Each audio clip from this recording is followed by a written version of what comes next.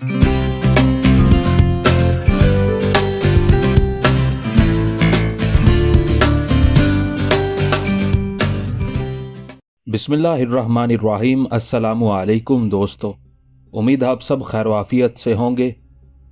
दिल्ली पहुंचकर जहानदार शाह ने हुकूमत के किसी काम की तरफ तवज्जो ना दी, बल्कि अपनी दाश्ता लाल कुमारी के साथ शबो रोज रंग रलियों में मसरूफ हो गया। जहानदार शाह को उस औरत ने अपनी तरफ ऐसा रागिब कर लिया था कि उसे सल्तनत की होश तक ना रही थी।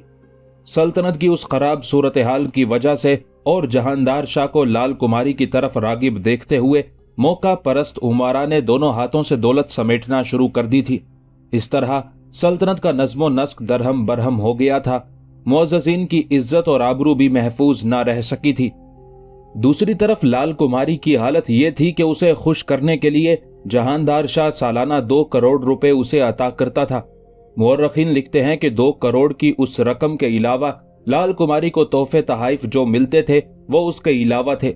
मुअर्रिखीन लाल कुमारी से मुतालिक ये भी लिखते हैं कि लाल कुमारी खुद को नूर जहां की सतह की खातून समझने लगी थी। वो इस्लाम का तमस्खुर उड़ाने लगी थी। इस दौरान मजहब के तमस्खुर से भी अवाम और बहुत से लोग बादशाह के खिलाफ नफरत और बेजारी का इजहार करने लगे थे। जहानदार शाह को सल्तनत का अगर कोई काम दरपेश होता तो वो उस सिलसिले में सबसे पहले लाल कुमारी से मशवरा करता और जो लाल कुमारी मशवरा देती उस पर अमल करता था। दूसरी तरफ फर्रुख सीर हसन अली और हुसैन अली के साथ मिलकर अपनी ताकत में इजाफा कर रहा था। हसन अली और हुसैन अली के जात बिरादरी के लोग जो मेरठ और सहारनपुर के दरमियान आबाद थे अपनी शुजात में मशहूर थे। उन दोनों भाइयों को औरंगजेब के अहद में भी इज्जत और वकार हासिल था और वो 4 हजारी मनासिब के सालार थे। लेकिन औरंगजेब का बेटा मुअज़्ज़म अली उनके खिलाफ हो गया था और उन्हें उनके मनासिब से महरूम कर दिया था। ताहम फर्रुख सीर के बाप अजीमुशान ने उन्हें पनाह दी और इलाहाबाद और बिहार में दोनों भाइयों को अपना नायब मुकर्रर किया। इसी बिना पर अब हसन अली और हुसैन अली खुलकर फर्रुख सीर का साथ दे रहे थे। फर्रुख सीर के कहने पर हसन अली ने अगस्त के महीने में बंगाल का खजाना अपने कब्जे में कर लिया। उस रकम से फर्रुख सीर ने लश्करी भर्ती करने शुरू कर दिए थे। खासा बड़ा लश्कर तैयार कर दिया था। सहारनपुर और मेरठ से भी काफी लश्करी आ गए थे। हसन अली और हुसैन अली को देखते हुए सल्तनत के बहुत से दीगर उमारा भी उनकी तरफ देखते हुए फर्रुख सीर से जा मिले थे। बंगाल से रकम मिलने के बाद हसन अली और हुसैन अली फिर हरकत में आए। भोजपुर के राजपूतों के साथ उन्होंने राब्ता कायम किया, उन्हें माकूल रकम का लालच दिया। यह राब्ता कायम रहा और 40,000 राजपूतों का एक लश्कर भी फर्रुख सीर, हसन अली और हुसैन अली का साथ देने के लिए तैयार हो गया था। हिंदुस्तान के ताजदार जहानदार शाह को जब अपने भतीजे फर्रुख सीर की इन जंगी तैयारियों का इल्म हुआ तो उसने सबसे पहले लाल कुमारी से मशवरा किया। अपने वजीर जुल्फकार खान को भी उस सिलसिले में कोई अहमियत ना दी, इसलिए कि जहानदार शाह के लिए अब सब कुछ लाल कुमारी ही थी। उसके हुस्न और उसकी खूबसूरती ने जहानदार शाह को बिल्कुल ही चित करके रख दिया था। जहानदार शाह ने जब उससे मशवरा किया तो लाल कुमारी नहीं चाहती थी कि जहानदार शाह खुद लश्कर लेकर निकले, इसलिए कि अगर वो निकलता है तो लाल कुमारी को भी उसके साथ जाना पड़ता था। इस बिना पर उसने जहानदार शाह से कहा कि फर्रुख सीर की कोई इतनी अहमियत नहीं है, उसका मुकाबला करने के लिए वो अपने बेटे इज़्ज़ुद्दीन को रवाना कर दे। इतनी देर तक फर्रुख सीर, हसन अली, हुसैन अली और उनके सालार भी लश्कर लेकर पटना से रवाना हुए।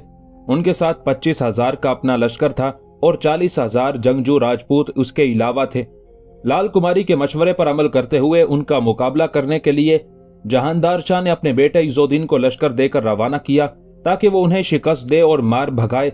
अब फर्रुख सीर अपना लश्कर लेकर दिल्ली का रुख कर रहा था, जबकि जहानदार शाह का बेटा अपना लश्कर लेकर पटना की तरफ रवाना हुआ था। इस तरह दोनों लश्कर एक दूसरे को जेर करने के लिए बड़ी बर्क रफ्तारी से एक दूसरे की तरफ बढ़ रहे थे। आखिर फर्रुख सीर और हिंदुस्तान के बादशाह जहानदार शाह के बेटे इज़्ज़ुद्दीन के लश्कर एक दूसरे के सामने आए। उस मौके पर फर्रुख सीर के लश्कर की तादाद ज्यादा थी। उसके पास अपना 25,000 का लश्कर था। इसके अलावा 40,000 जंगजू राजपूतों का भी लश्कर था। अपनी उस ताकत और कुव्वत को देखते हुए फर्रुख सीर ने पहले हमलावर होने का तहिया किया और फिर वो इज़्ज़ुद्दीन के लश्कर पर ख्वाबों को मिस्मार करती जिंदगी की दुश्वारियों और महरूमियों की तरह टूट पड़ा था। दूसरी तरफ इज़्ज़ुद्दीन ने भी उसी के से अंदाज में जवाबी कार्रवाई की और वो भी दिल को खलिश और रूह को घाव देते कर्ब और मर्ग की खोलती आग की तरह हमलावर हो गया था। दोनों तरफ के लश्करी एक दूसरे पर बुरी तरह टूट पड़े थे। मैदान जंग में हर कोई एक दूसरे के दिल पर शोरीदा सरीतारी करने के दर पे था। अपनी कामयाबी और कामरानी के लिए कशमकश और जिद्दोजहद शुरू हो गई थी। लश्करी एक दूसरे पर हमलावर होते हुए वहशी सदियों के राज खोलते ओहाम के जंगार की तरह छाने की कोशिश करने लगे थे। मैदान जंग के अंदर अजल का पैगाम देते तीरों, मौत उछालती शमशीरों, ढालों के तेज बरसाव ने लावे, शोले और शरारों सा एक कोहराम बर्पा कर दिया था। उस टकराव, उस जंग के नतीजे में फर्रुखसीर को फतह हुई और इज़ुद्दीन शिकस्त उठाकर आगरा की तरफ भाग गया।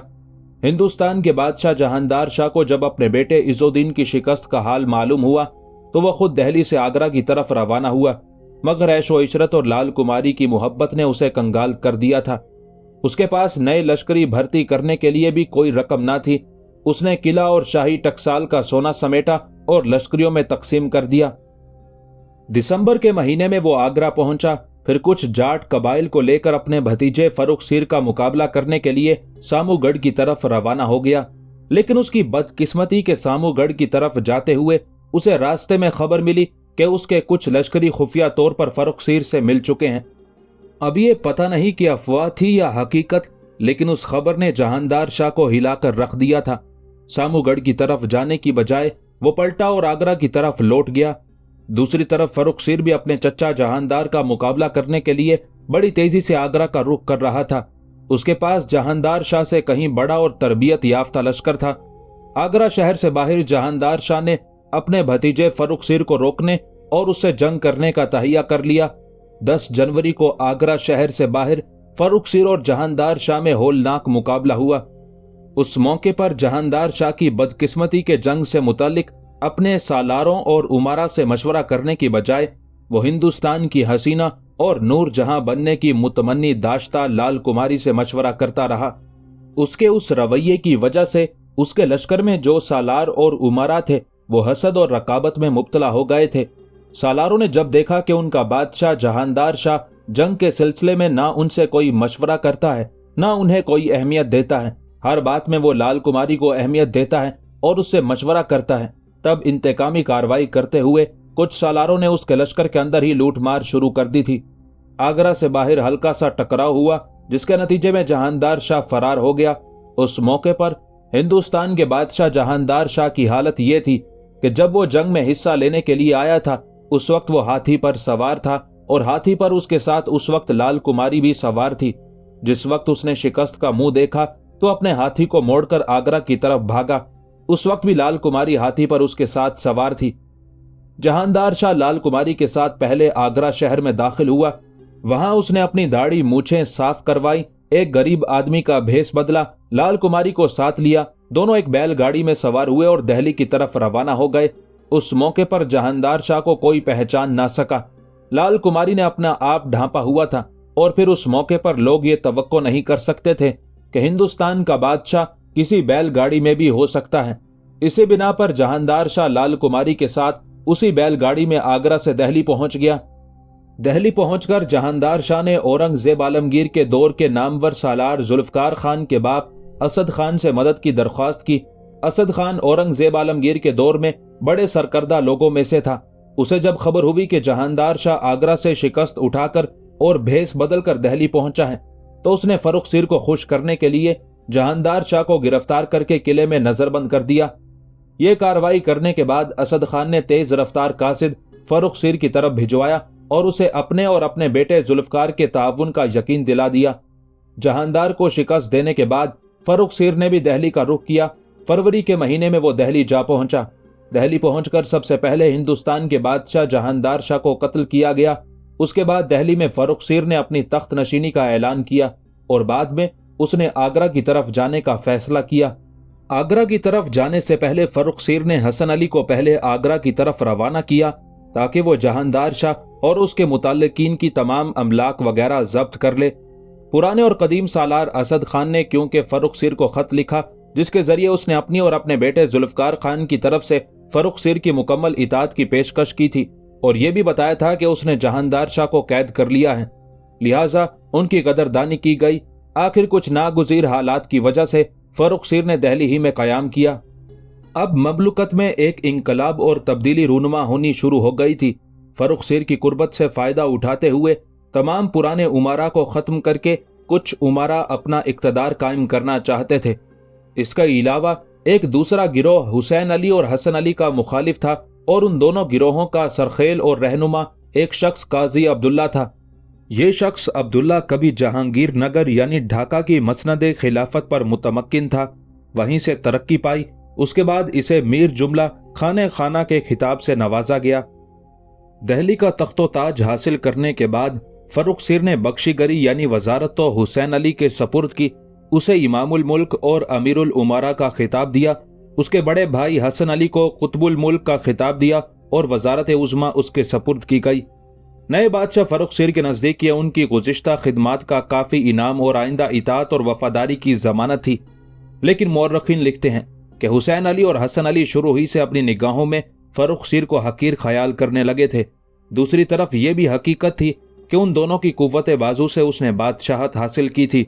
दोनों भाई उसे अपना एहसानमंद बल्कि दस्ते नगर समझते थे और गालिबन वो यही हवस रखते थे कि फर्रुख सिर आखिर तक उनके इशारों पर चलता रहेगा।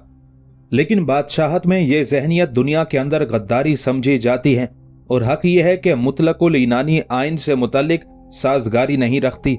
जल्द ही फर्रुख सिर और सैयद वजीरों में इख्तलाफ और कशाकशी की नौबत आ गई। ताजपोशी के साथ ही पुराने रफीक और शहजादगी के नदीम पाए तख्त में पहुंचे और बड़े बड़े ओहदों की कुर्सियों पर बिठा दिए गए।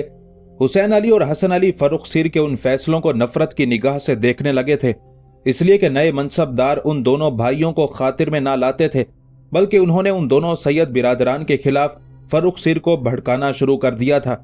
मीर जुमला यानी काजी अब्दुल्ला जो हुसैन अली और हसन अली दोनों के खिलाफ था, फर्रुख सिर ने अपनी मोहर उसकी तहवील में दे दी। उसे ना सिर्फ मीर जुमला बल्कि खाने खाना के खिताब से मुअज़्ज़ज़ किया गया। इस तरह काजी अब्दुल्ला की फर्रुख सिर की निगाहों में बड़ी अहमियत हो गई थी। उसके साथ ही फर्रुख सिर ने माल गुजारी की वसूली और खजाना हसन अली के सपुर्द किया, जिससे कुतुबुल मुल्क का खिताब दिया गया था। मुअर्रखीन लिखते हैं कि हसन अली लाउबाली सा आदमी था जिसे रुतबे की बुलंदी अय्याशी की पस्तियों में धकेल रही थी, मगर उसका एक दीवान रतन चंद कुछ ही रोज में खजाने पर ऐसे कायदे और जाब्ते के कुफल चढ़ाने में कामयाब हो गया कि अच्छे अच्छे ओहदेदारों का उस पर बस ना चलता था और उसकी इजाजत के बगैर ना किसी को वजीफा मिलता था, ना मनासिब का कोई रुपया हासिल कर सकता था। इंतहा ये कि खास बादशाही महासिल व मदाखिल में उस रतन चंद ने अपने दखल का पंजा गाड़ दिया था। दरबार और महल सरा के मसारिफ तक महज शाही ओहदेदारों के हुक्म से अदा ना करता था, बल्कि खूब अपने सामने झुकाता था और सबको अपनी या कुतुबुल मुल्क की मंजूरी का पाबंद बनाता था। कुछ मौर्रखीन ये लिखते हैं कि कुतुबुल मुल्क की सुस्ती की वजह से रतन चंद कुछ इस तरह चढ़ा कि तनख्वाहें तकसीम करते करते वो खुद ओहदे भी तकसीम करने लगा था। इस दौरान फर्रुख सिर ने जो अच्छा काम किया वो ये कि मोहम्मद अमीन खान को उसके घर से बुलाया। फर्रुख सिर मुगलों के गुज़िश्ता दौर में मोहम्मद अमीन खान के खानदान की कारगुजारियों से वाकिफ और आगाह था।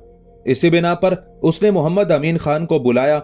मोहम्मद अमीन खान जब कसर में हाजिर हुआ तो फर्रुख सिर ने बेहतरीन अंदाज में उसका इस्तकबाल किया, पुरजोश मुसाफा किया। मोहम्मद अमीन खान को उसने एक आला ओहदा पेश किया, साथ ही उसे एतमादुद्दौला और नुसरत जंग के खिताब से भी नवाजा गया। अब फर्रुख सिर के गिर्द जो उमारा जमा हो गए थे उनके दो गिरोह थे। एक गिरोह हुसैन अली और हसन अली का था और दूसरा गिरोह वो था जिसकी रहनुमाई काजी अब्दुल्ला कर रहा था। इस तरह दोनों गिरोहों के अंदर एक कशमकश और चपकुलश शुरू हो गई थी। उस मौके पर काजी अब्दुल्ला यानी मीर जुमला ने एक कदम उठाया। उसने औरंगजेब आलमगीर के दौर के पुराने सालार जुल्फकार खान के बाप असद खान और हसन अली के दरमियान फूट डालने की कोशिश की। अपनी उस कोशिश में किसी हद तक वो कामयाब भी हुआ। फर्रुख सिर भी उसकी बातों में आ गया। उसने पहले असद खान और जुल्फकार खान की गर्मजोशी से तवाज़ो की, उन्हें तहाइफ भी पेश किए, मगर बाद अज़ां जब दूसरे गिरोह ने जवाबी कार्रवाई की तो फर्रुख सिर ने उनकी बातों में आकर जुल्फकार खान को गिरफ्तार कर लिया। उसके बाद उसके हुक्म से कुछ गुलामों ने जुल्फकार खान का गला घोंटकर उसे हलाक कर दिया। उसके बाद असद खान और उसके बेटे जुल्फकार खान की तमाम अमलाक जब्त कर ली गई। उस रवैये की वजह से जुल्फकार खान का बूढ़ा बाप असद खान खुद ब खुद ही मौत की आगोश में चला गया। अब फर्रुख सिर की हुकूमत दो गिरोहों का अखाड़ा बन गई थी। उन हालात को देखते हुए फर्रुख सिर ने बेशतर पुराने ओहदेदारों को मौत के घाट उतार दिया था और उनकी जगह नए ओहदेदार मुकर्रर किए थे। फर्रुख सीर अब सैयद बिरादरान, जिन्हें लोग बादशाह गर भी कहने लगे थे, उनके असरो रसूख से भी बेखबर ना था। उसे यह भी खदशा था कि सैयद बिरादरान कहीं शाही खानदान के किसी और शहजादे को तख्त नशीन करने की साजिश ना करे। इस बिना पर उसने शाही अफरादे खाना को महबूस कर दिया। जहांदार शाह के सबसे बड़े बेटे इज़ुद्दीन और कुछ दीगर शाही शहजादों को बिनाई से महरूम कर दिया गया। फर्रुख सीर की खामी यह थी कि वो हमेशा दूसरों के मशवरों का मोहताज रहा। वो हर एक की बातों में आ जाता था और हद से तजावुज कर जाता था। इसी दौरान सैयद बिरादरान के खिलाफ भी दरबार में साजिशों ने अरूज पकड़ना शुरू कर दिया था। उसका नतीजा यह निकला कि सैयद बिरादरान और फर्रुख सीर के दरमियान इख्तलाफात का आगाज हो गया। उस मौके पर मीर जुमला ने फर्रुख सीर के मजीद कान भरना शुरू कर दिए और उसे इस शुबा में मुब्तला कर दिया कि सैयद बिरादरान दौलत जमा कर रहे हैं और अपनी कुव्वत में भी इजाफा कर रहे हैं ताकि फर्रुख सीर की हुकूमत का तख्ता उलट सकें। नौबत यहां तक पहुंची कि सैयद बिरादरान ने दरबार में हाजिरी देना भी बंद कर दी, मगर फर्रुख सीर ने आइंदा खतरात के पेश नजर जल्द ही हसन अली और हुसैन अली दोनों भाइयों से मुसालहत कर ली। फर्रुख सीर ने क्योंकि बादशाहत हासिल करने के लिए राजपूतों की ताकत और कुव्वत को इस्तेमाल किया था, लिहाजा अब उसके लिए एक खतरे की बजाय दो खतरात सर उभारने लगे थे। पहला खतरा तो वो अपने लिए हुसैन अली और हसन अली को ख्याल करता था कि कहीं वो दूसरे मुगल शहजादे को उसके मद्दे मुकाबिल लाकर उसे ही हिंदुस्तान का बादशाह ना बना दे। दूसरी तरफ राजपूत सल्तनत के अंदर लूटमार की सरगर्मियों में लग गए थे, इसलिए कि उन्होंने फर्रुख सीर को आखिर बादशाहत हासिल करके दी थी। राजपूतों की उन सरगर्मियों का खात्मा करने के लिए फर्रुख सीर ने एक तदबीर से दो काम करने का फैसला किया। सबसे पहले उसने राजपूतों के सरदार अजीत सिंह के साथ राब्ता कायम किया।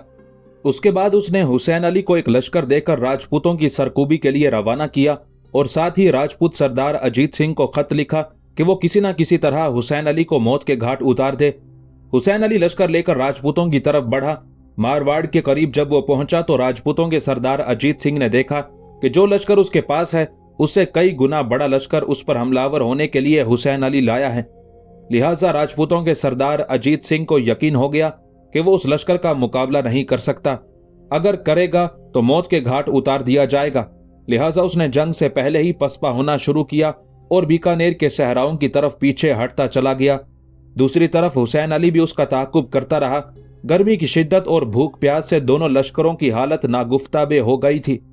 अजीत सिंह खाइफ था कि अगर उसने मुकाबला करने की ठानी तो उसे इबरतनाक शिकस्त होगी और उस शिकस्त के दौरान कहीं उसका खात्मा ही ना कर दिया जाए।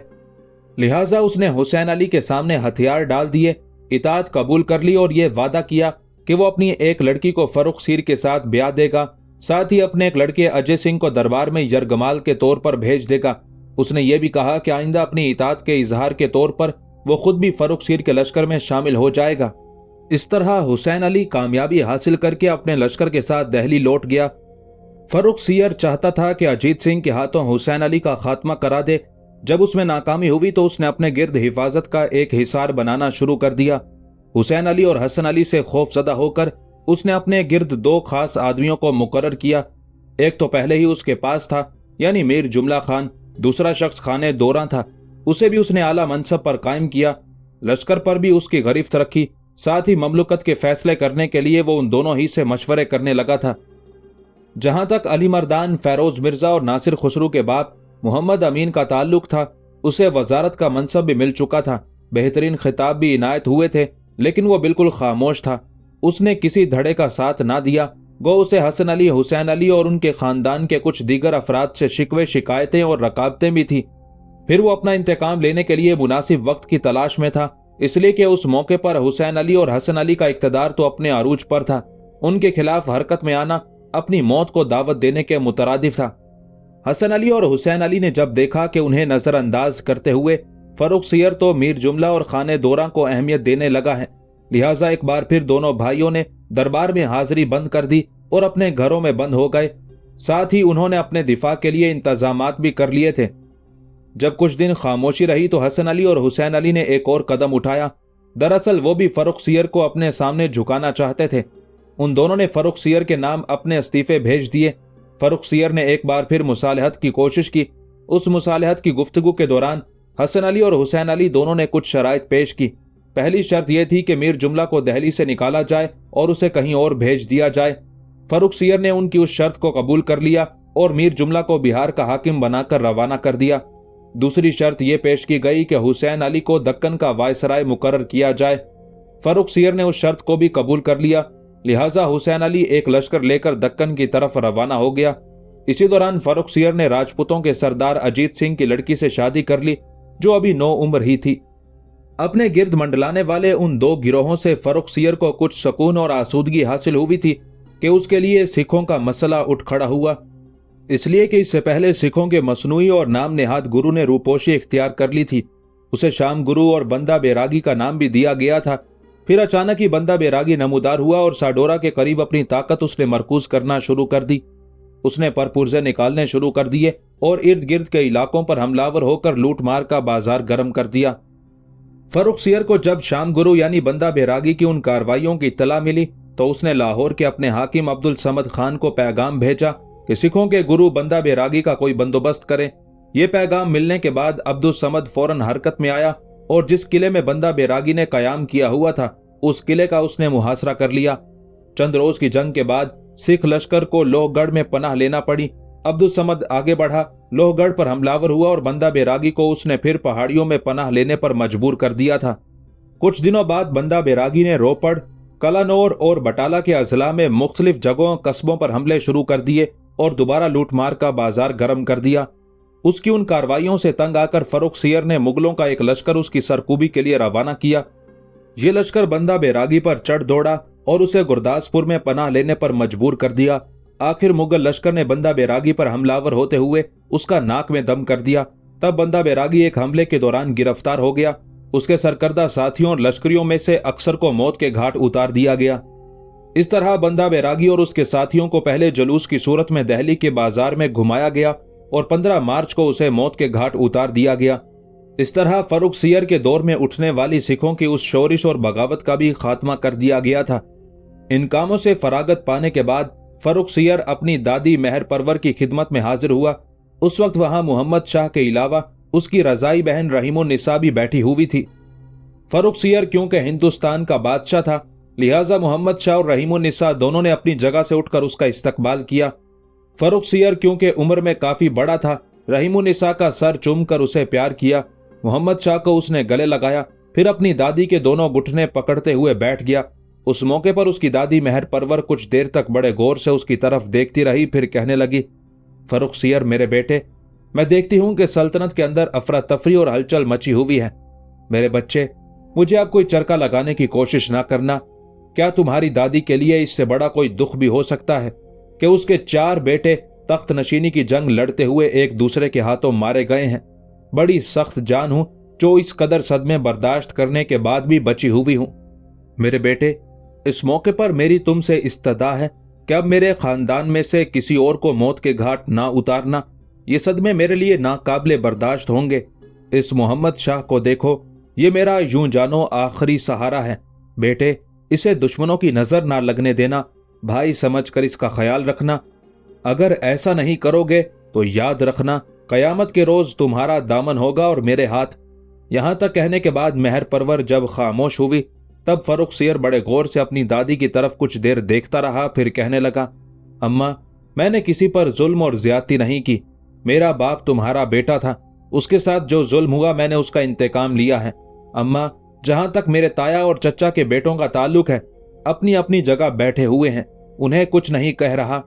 जहां तक मोहम्मद शाह का ताल्लुक है तो अम्मा, यूं जानना ये मेरे जिस्म का एक हिस्सा है। अगर किसी ने इसकी तरफ मैली आंख से देखा तो अम्मा, देखना मैं उसका क्या हशर नशर करता हूं।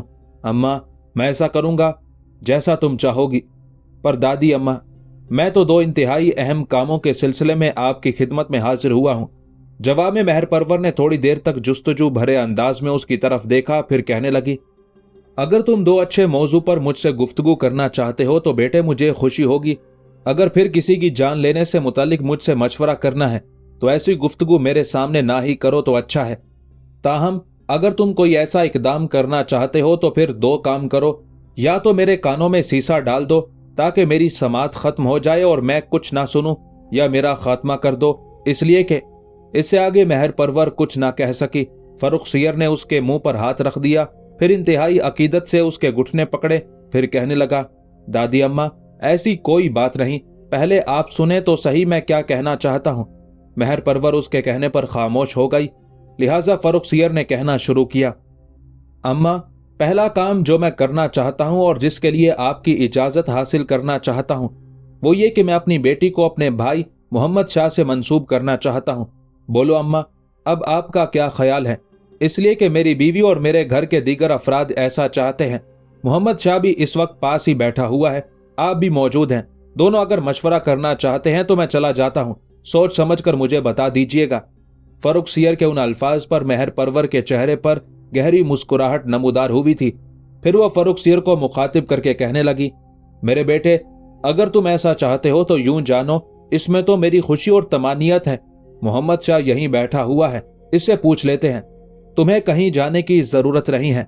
फिर मेहर परवर ने मोहम्मद शाह की तरफ देखा और उसे मुखातिब करके कहने लगी, मोहम्मद शाह मेरे बेटे, बोलो, तुम्हारी जात से मुतालिक गुफ्तगू हो रही है, लिहाजा तुम्हारी रजामंदी जरूरी है। मोहम्मद शाह ने उस मौके पर एक निगाह अपनी रजाई बहन रहीमुन्निसा पर डाली। उसने मुस्कुराते हुए इस बात में गर्दन हिलाई। फिर उसी मुस्कुराहट में उसने फर्रुखसियर की तरफ देखा। फिर अपनी दादी मेहर परवर की तरफ देखते हुए कहने लगा, अम्मा, आप जो फैसला करेंगी वो मेरे लिए आखिरी होगा। अगर मुझे फर्रुखसियर की बेटी का साथी बनाया जाता है तो मैं जिंदगी भर इस साथ पर फख्र करता रहूंगा। मोहम्मद शाह के उन अल्फाज पर फर्रुखसियर ने उसे गले लगा लिया और उसकी पेशानी चूमी। उस मौके पर मेहर परवर और रहीमुन्निसा दोनों मुस्कुराते हुए उसकी तरफ देख रही थी। यहां तक कि फर्रुखसियर ने मोहम्मद शाह को अलहदा किया। फिर अपनी दादी मेहर परवर को मुखातिब करके कहने लगा, अम्मा, एक मौजू खत्म हुआ, अब दूसरे मौजू की तरफ आता हूं। दूसरा मौजू बड़ा अहम है। यहां तक कहने के बाद फर्रुखसियर रुका। फिर अपनी दादी मेहर परवर को मुखातिब करते हुए दोबारा कह रहा था, अम्मा, जिस मौजू पर मैं गुफ्तगू करना चाहता हूं वो मौजू मेरे मौजूदा मनसबदार मोहम्मद अमीन खान से मुतालिक है। अम्मा, मोहम्मद अमीन खान और इसके खानदान के जो ताल्लुकात, जो रवाबित हमारे खानदान से रहे हैं उनसे आप वाकिफ हैं। इनके हम पर बड़े एहसानात हैं। मुझे पता चला है कि पटना में इन्होंने बड़ी कसम पुरसी की हालत में जिंदगी बसर की है, इसलिए कि हसन अली और हुसैन अली और इनके कुछ अजीज़ो अकारिब इनके सख्त खिलाफ हैं। इस मुखालफत की एक वजह बनारस के राजा मंसाराम की बेटी भी थी। अम्मा, मुझे यह भी बताया गया है कि मोहम्मद अमीन खान का मंजला बेटा अली मर्दान और छोटा बेटा नासिर खुसरो दोनों कंधार चले गए हैं। अली मर्दान अपने छोटे बेटे शहाबुद्दीन को भी अपने साथ ले गया है और हुसैन अली ने मुझे यहां तक बता दिया है कि मोहम्मद अमीन खान और उसके बेटों ने बनारस के राजा मंसाराम की बेटी समरा को लाहौर भिजवा दिया था और कंधार की तरफ जाते हुए वो समरा को भी अपने साथ कंधार ले गए हैं। अब हसन अली और हुसैन अली ये कोशिश कर रहे हैं कि कंधार ही में अली मर्दान, नासिर खुसरो, मंसाराम की बेटी समरा और अली मर्दान के बेटे शहाबुद्दीन का खात्मा करा दिया जाए। इसलिए कि हसन अली और हुसैन अली दोनों मोहम्मद अमीन खान के खानदान के साथ इंतहा दर्जे की दुश्मनी, मुखालफत और अदावत रखते हैं। वो मुझे भी मोहम्मद अमीन खान के खिलाफ उकसाते रहते हैं कि मैंने उसे अपना मनसबदार और मुशीर क्यों बना रखा है, लेकिन अभी तक मैं उनके किसी मशवरे पर अमल नहीं कर रहा। अम्मा, ये हुसैन अली और हसन अली दोनों मेरी हुकूमत से मुखलिस नहीं और ना ही दिल से वो चाहते हैं कि मैं हुक्मरान रहूं। वो खुद बादशाहगर बनना चाहते हैं। हमारे खानदान के जितने दूसरे शाही अफराद हैं वो चाहते हैं कि एक के बाद दूसरे को तख्त नशीन करके अपना मोहरा बनाकर इस्तेमाल करते रहें और हिंदुस्तान पर दोनों भाई अपने खानदान के साथ खुद हुकूमत करते रहें। अम्मा, अब बोले आप क्या कहती हैं? जहां तक मेरा ताल्लुक है, मैं चाहता हूं अली मर्दान और उसका बेटा शहाबुद्दीन, अली मर्दान का छोटा भाई नासिर खुसरो और उसकी बीवी समरा चारों कंधार से यहां वापिस आए और एक तरह से हमारे खानदान का हिस्सा बने। हम उनकी हिफाजत का सामान करेंगे। फर्रुखसियर जब खामोश हुआ तब बड़ी चाहत और मोहब्बत से उसकी तरफ देखते हुए मेहर परवर कहने लगी, मेरे बेटे, जो कुछ तू कहता है यूं समझो ये मेरे दिल की आवाज है। मैं इस लिहाज से भी तुम्हारी शुक्रगुजार और ममनून हूं कि नामुसाइद हालात के बावजूद तूने मोहम्मद अमीन खान को एक अच्छे मनसब पर मुकर्रर किया है। इस मौके पर मैं तुम्हें यह भी मशवरा दूंगी कि इन हालात में दो अशखास तुम्हारे लिए इंतहा दर्जे के मुखलिस और जानिसार साबित हो सकते हैं, एक मोहम्मद अमीन खान और दूसरा उसका भतीजा निजामुल मुल्क। निजामुल मुल्क को तारीख के औराक में ज्यादातर नवाब निजामुल मुल्क के नाम से याद किया गया है। इसका पूरा नाम मीर कमरुद्दीन था। आगे चलकर हैदराबाद दक्कन की आसिफ जाई हुकूमत का यही बानी हुआ। आलमगीर के मशहूर और मकबूल अमीर शहाबुद्दीन का फर्जंद था। आलमगीर के दौर में उसने बीजापुर की फतह में कारहाय नुमाया अंजाम दिए थे। इसके अलावा निजामुल मुल्क के बाप ख्वाजा आबिद कलीच खान ने गोलकोंडा के मुहासरे में अपनी जान कुर्बान करते हुए फतुहात को यकीनी बनाया था। औरंगजेब आलमगीर के बाद निजामुल मुल्क ने भी अपने बाप की तरह कलीच बेग का खिताब पाया था। उसके बाद आलमगीर के बाद उसने निजामुल मुल्क के खिताब से वजारत के दर्जे तक तरक्की की थी। जब हुसैन अली और हसन अली ने ताकत और कुव्वत इस्तेमाल करके फर्रुख सियर को हिंदुस्तान का हाकिम बना दिया, तब वो उस वक्त मालवा का हाकिम था। महर परवर रुकी, फिर वो फर्रुख सियर को मुखातिब करके कह रही थी, मेरे बेटे, जब हालात तुम्हारे लिए अबतर हो जाएं तो याद रखना, दोनों पर एतमाद और भरोसा करना। जहां तक तुम्हारी इस तजवीज़ का ताल्लुक है कि मोहम्मद अमीन खान के बेटे अली मर्दान, उसके बेटे शहाबुद्दीन, अली मर्दान के भाई नासिर खुसरो और बनारस के राजा मंसाराम की बेटी समरा को कंधार से वापस बुलाया जाए, तो इस सिलसिले में रुको, पहले इस मौजू पर मोहम्मद अमीन खान से मशवरा करते हैं। बेटे, तुम्हारे यहाँ आने की जरूरत नहीं, इसलिए कि हुसैन अली और हसन अली शक करते रहेंगे कि शायद तुम उनके खिलाफ साजबाज कर रहे हो। मैं खुद मोहम्मद अमीन खान से मशवरा कर लूंगी, फिर तुम्हारी तरफ मोहम्मद शाह को भेजूंगी और वो तुम्हें सूरत हाल से आगाह कर देगा। अपनी दादी महर परवर के उन अल्फाज पर फर्रुख सियर खुश हो गया था। अपनी जगह से उठा, दादी को सलाम किया, रहीमुन्निसा मोहम्मद शाह दोनों को प्यार किया, फिर वो वहां से निकल गया था। अब दहली की ममलुकत के हालात मजीद खराब होना शुरू हो गए थे। हालात को दुरुस्त करने के लिए फर्रुख सियर को सिर्फ यही तजवीज़ दिखाई देती थी कि किसी न किसी तरह अगर हसन अली और हुसैन अली का खात्मा कर दिया जाए तो ममलुकत के हालात दुरुस्त हो सकते हैं। फर्रुख सियर अब पहले की निस्बत इन दोनों भाइयों से ज्यादा खतरा महसूस करने लगा था, लिहाजा उसने औरंगजेब के जमाने के बाज उमारा को ओहदे देना शुरू कर दिए। सबसे पहले उसने मीर जुमला को खुफिया तौर पर पटना से दहली बुलाया। उसके हुक्म पर वो दहली पहुंच गया। फर्रुख सियर ने उसे लाहौर जाने का हुक्म दिया ताकि कम अज कम लाहौर और वहां की जो ताकत और कुव्वत है वो मीर जुमला की वजह से उसकी गिरफ्त में रहे। ये हुक्म मिलने के बाद मीर जुमला लाहौर चला गया। इस दौरान फर्रुख सियर ने मालियात के माहिर रतन चंद को अहमियत दी। इसके अलावा एक कश्मीरी सालार मोहम्मद मुराद को उसने 7,000 के लश्कर का सालार बना दिया और उसे एतमाद खान का खिताब दिया। और ये कश्मीरी रहनुमा मोहम्मद मुराद हुसैन और हसन अली की निगाहों में खटकता था और वो उसे अपना दुश्मन ख्याल करते थे। इस पर फर्रुख सियर ने यह भी इजाफा किया कि मोहम्मद मुराद को उसने शाही हरम का निगरान भी मुकर्रर कर दिया। इस तरह एक और शख्स सरबुलंद खान को भी फर्रुख सियर ने आला मनसब अता किया। उन्हीं दिनों एक और नाकाबिले तलाफी वाकया भी रूनुमा हुआ था, और वो ये कि नमाज ईद अदा करते हुए हसन अली पर किसी ने हमला किया। उसे कत्ल करना चाहा, लेकिन हसन अली के इर्द गिर्द इस कदर मुहाफिज हुआ करते थे कि हसन अली बच निकला। हालात जब मजीद पेचीदा होने लगे तो फर्रुख सियर ने अपने हिमायती मीर जुमला को एक बार फिर लाहौर से दहली बुला लिया, लेकिन फर्रुख सियर की बदकिस्मती के हसन अली ने मीर जुमला को अपने साथ मिला लिया। साथ ही हसन अली ने दहली में रूनुमा होने वाले हालात से अपने भाई हुसैन अली को भी इत्तला कर दी, जो उस वक्त दक्कन के इलाके में था। लिहाजा हुसैन अली बुरहानपुर से दहली की तरफ रवाना हुआ। उस वक्त उसके साथ एक बहुत बड़ा लश्कर था। उसके अलावा औरंगजेब आलमगीर के बड़े बेटे अकबर का बेटा यानी औरंगजेब का एक पोता भी हुसैन अली अपने साथ ला रहा था, जो उस वक्त मरहटों के अंदर जिंदगी के दिन गुजार रहा था, और मरहटों ने उसे हुसैन अली के सपुर्द कर दिया था। मजीद ये कि मरहटों ने भी हुसैन अली का साथ देना शुरू कर दिया। इस तरह हुसैन अली के पास एक बहुत बड़ा लश्कर जमा हो गया, जिसके साथ उसने दहली का रुख किया था। इसी असना में फर्रुख सियर ने हसन अली को एक बार फिर राजी कर लिया, उसके साथ मुसालहत कर ली, हत्ता कि उसके साथ अपना अमामा भी तब्दील कर लिया। और हसन अली ही की वजह से फर्रुख सियर ने अपने मनसबदार मोहम्मद अमीन खान को मालवा का हाकिम मुकर्रर कर दिया। इस तरह मोहम्मद अमीन खान को एक तरह से दहली से निकाल दिया गया था। ताहम मोहम्मद अमीन खान का बड़ा बेटा फैरोज मिर्जा अपने दीगर अहले खाना के साथ दहली ही में मुकीम रहा। हसन अली को एक बार फिर राजी करने और उसके साथ मुसालहत करने के बाद जो लोग उस वक्त फर्रुख सियर से शिकायत महसूस कर रहे थे, उनसे भी फर्रुख सियर ने मुसालहत कर ली थी। उनमें से अजीत सिंह, सरबुलंद खान और जय सिंह ज्यादा काबिल जिक्र थे, लेकिन लगता था कि हुसैन अली और हसन अली के शिकवे अभी भी दूर न हुए थे। लिहाजा फर्रुख सियर ने दोनों भाइयों को मजीद इनाम इकराम से नवाजा, उनके दर्जात में भी तरक्की दी, और फिर उन्हीं के कहने पर محمد امین خان کو جسے دہلی میں منصب سے ہٹا کر مالوا کا حاکم مقرر کیا گیا تھا، اسے اب مالوا کی حاکمیت سے بھی برطرف کر دیا گیا۔ اس طرح محمد امین خان مالوا سے پھر دہلی میں اپنے بیٹوں کے پاس آ گیا تھا۔ اس دوران جب حسن علی کا بھائی ایک بہت بڑا لشکر لے کر دہلی پہنچا تو فرخ سیر نے جس طرح حسن علی سے امامہ تبدیل کیا تھا، اسی طرح فرخ سیر نے حسین علی کے سر پر اپنا امامہ رکھ دیا۔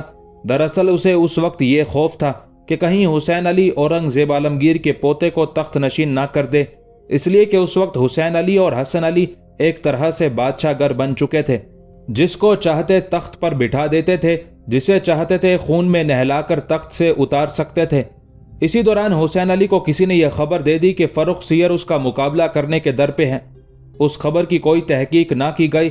اس خبر کو سنتے ہی حسین علی کا بڑا بھائی حسن علی اجیت سنگھ کے ہمراہ شاہی قصر میں داخل ہوا۔ اجیت سنگھ پہلے فرخ سیر کے خلاف تھا، حالانکہ اجیت سنگھ کی بیٹی فرخ سیر کی بیوی تھی اور فرخ سیر اجیت سنگھ کا داماد تھا۔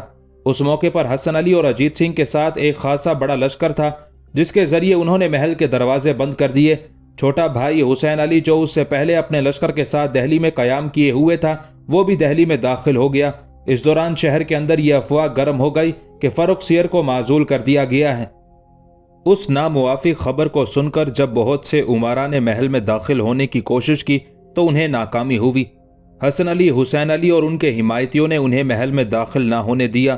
فرخ سیر کو اب یقین ہو گیا تھا کہ حسین علی اور حسن علی دونوں اجیت سنگھ کے ساتھ مل کر اس کا خاتمہ کرنا چاہتے ہیں، لہٰذا وہ قصر سے نکل کر اپنی حرم سرا میں چلا گیا تھا۔ آخر بڑے بھائی حسن علی کے آدمی اس کے حاشیہ نشین اور اس کے لشکری شاہی حرم میں داخل ہو گئے۔ فرخ سیر کے چچا رفیع الشان کے ایک بیٹے رفیع الدرجات کو تخت نشین کر دیا گیا۔ ساتھ ہی حسن علی کے آدمیوں نے فرخ سیر کو حرم سے باہر نکالا۔ پہلے اسے دھکے دیے، زد و کوب کیا، اس کے بعد فوراً اسے آنکھوں سے محروم کر دیا گیا۔ پہلے 2 ماہ تک اسے قید میں رکھ کر اذیتیں دی جاتی رہیں، اس کے بعد اسے رات کے وقت موت کے گھاٹ اتار دیا گیا اور اس کا خاتمہ کرنے کے بعد اسے ہمایوں کے مقبرے میں دفن کر دیا گیا۔ اس طرح فرخ سیر کا 7 سالہ دور حکومت اپنے انجام کو پہنچا۔ اس دوران نظم و نسق کا شیرازہ بکھر چکا تھا اور ہر طرف بدعنوانیوں کا دور دورہ تھا۔ فرخ سیر نے محمد امین خان کو پہلے دہلی میں اپنا منصب دار مقرر کیا تھا، جو ایک طرح سے وزیر کا عہدہ تھا۔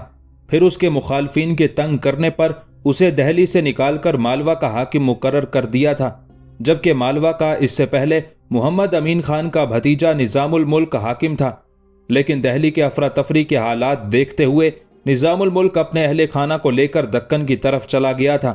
اس کے بعد محمد امین خان کے مخالفین ہی کے کہنے پر فرخ سیر نے محمد امین خان کو مالوا کی حاکمیت سے بھی معزول کر دیا تھا، لہٰذا محمد امین خان دہلی میں گوشہ گیری اور عزلت نشینی کی زندگی بسر کرنے لگا۔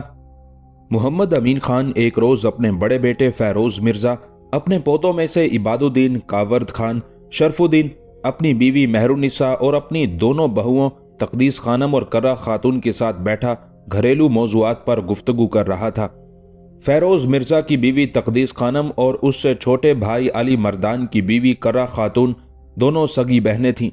اس بنا پر خاندان کے اندر بڑا اتفاق اور اتحاد تھا، جس کے نتیجے میں فیروز مرزا اور علی مردان کے بچوں کے اندر بھی ایک مثالی اتفاق اور تعاون تھا۔ اسی گفتگو کے دوران ایک طرف سے فیروز مرزا کی بیٹی محل ملک بھاگتی ہوئی آئی۔ اب وہ کافی بڑی ہو گئی تھی اور بچپنے سے نکل کر شباب اور جوانی کی حدود میں قدم رکھ رہی تھی۔ دوسری طرف فیروز مرزا کے بیٹے عباد الدین کاورد خان بھی جوانی کی حدود میں داخل ہو رہے تھے۔ دوسری طرف علی مردان کا بڑا بیٹا شرف الدین بھی بلوغت کی حد کو پھلانگ چکا تھا۔ جس وقت محل ملک بھاگتی ہوئی اپنے دادا کے قریب آئی، اس وقت اس کے ہاتھ میں کچھ پھل تھے جو اس نے شاید حویلی میں پھلدار درختوں سے توڑے تھے۔ پھر چہکنے کے انداز میں وہ محمد امین خان کو مخاطب کرتے ہوئے کہنے لگی، دادا ابو، میں آپ کو ایک اچھی خبر بلکہ خوشخبری کہوں۔ محمد امین خان نے مسکراتے ہوئے ہاتھ کے اشارے سے ماحول ملک کو قریب بلایا۔ ماحول ملک کا سر جھکا کر اس کا سر چوما، پھر اسے مخاطب کر کے کہنے لگا، میری بیٹی، تو مجھے کوئی اچھی یا خوش کرنے والی خبر نہ بھی دے، تب بھی جب تو مسکراتے ہوئے میری طرف آتی ہے تو میرے لیے خوشیاں ہی خوشیاں ہوتی ہیں۔ اگر میرے بچوں کے بچے مطمئن اور خوش ہیں تو میری بچی، اسی میں میری خوشی ہے۔ महल मुल्क ने हाथ में पकड़े हुए फल एक बर्तन में रख दिए, फिर दोबारा मोहम्मद अमीन खान को मुखातिब करते हुए कहने लगी, दादा, मैं हकीकी मानों में आपको अच्छी खबर सुनाने आई हूँ। बात यह है कि मैं हवेली में फल तोड़ रही थी कि हवेली में मामू हैदर बेग और चचा गाजी उल मुल्क दाखिल हुए हैं। वो अपने घोड़ों को अस्तबल की तरफ ले गए हैं और थोड़ी देर तक दीवान खाने की तरफ आएंगे।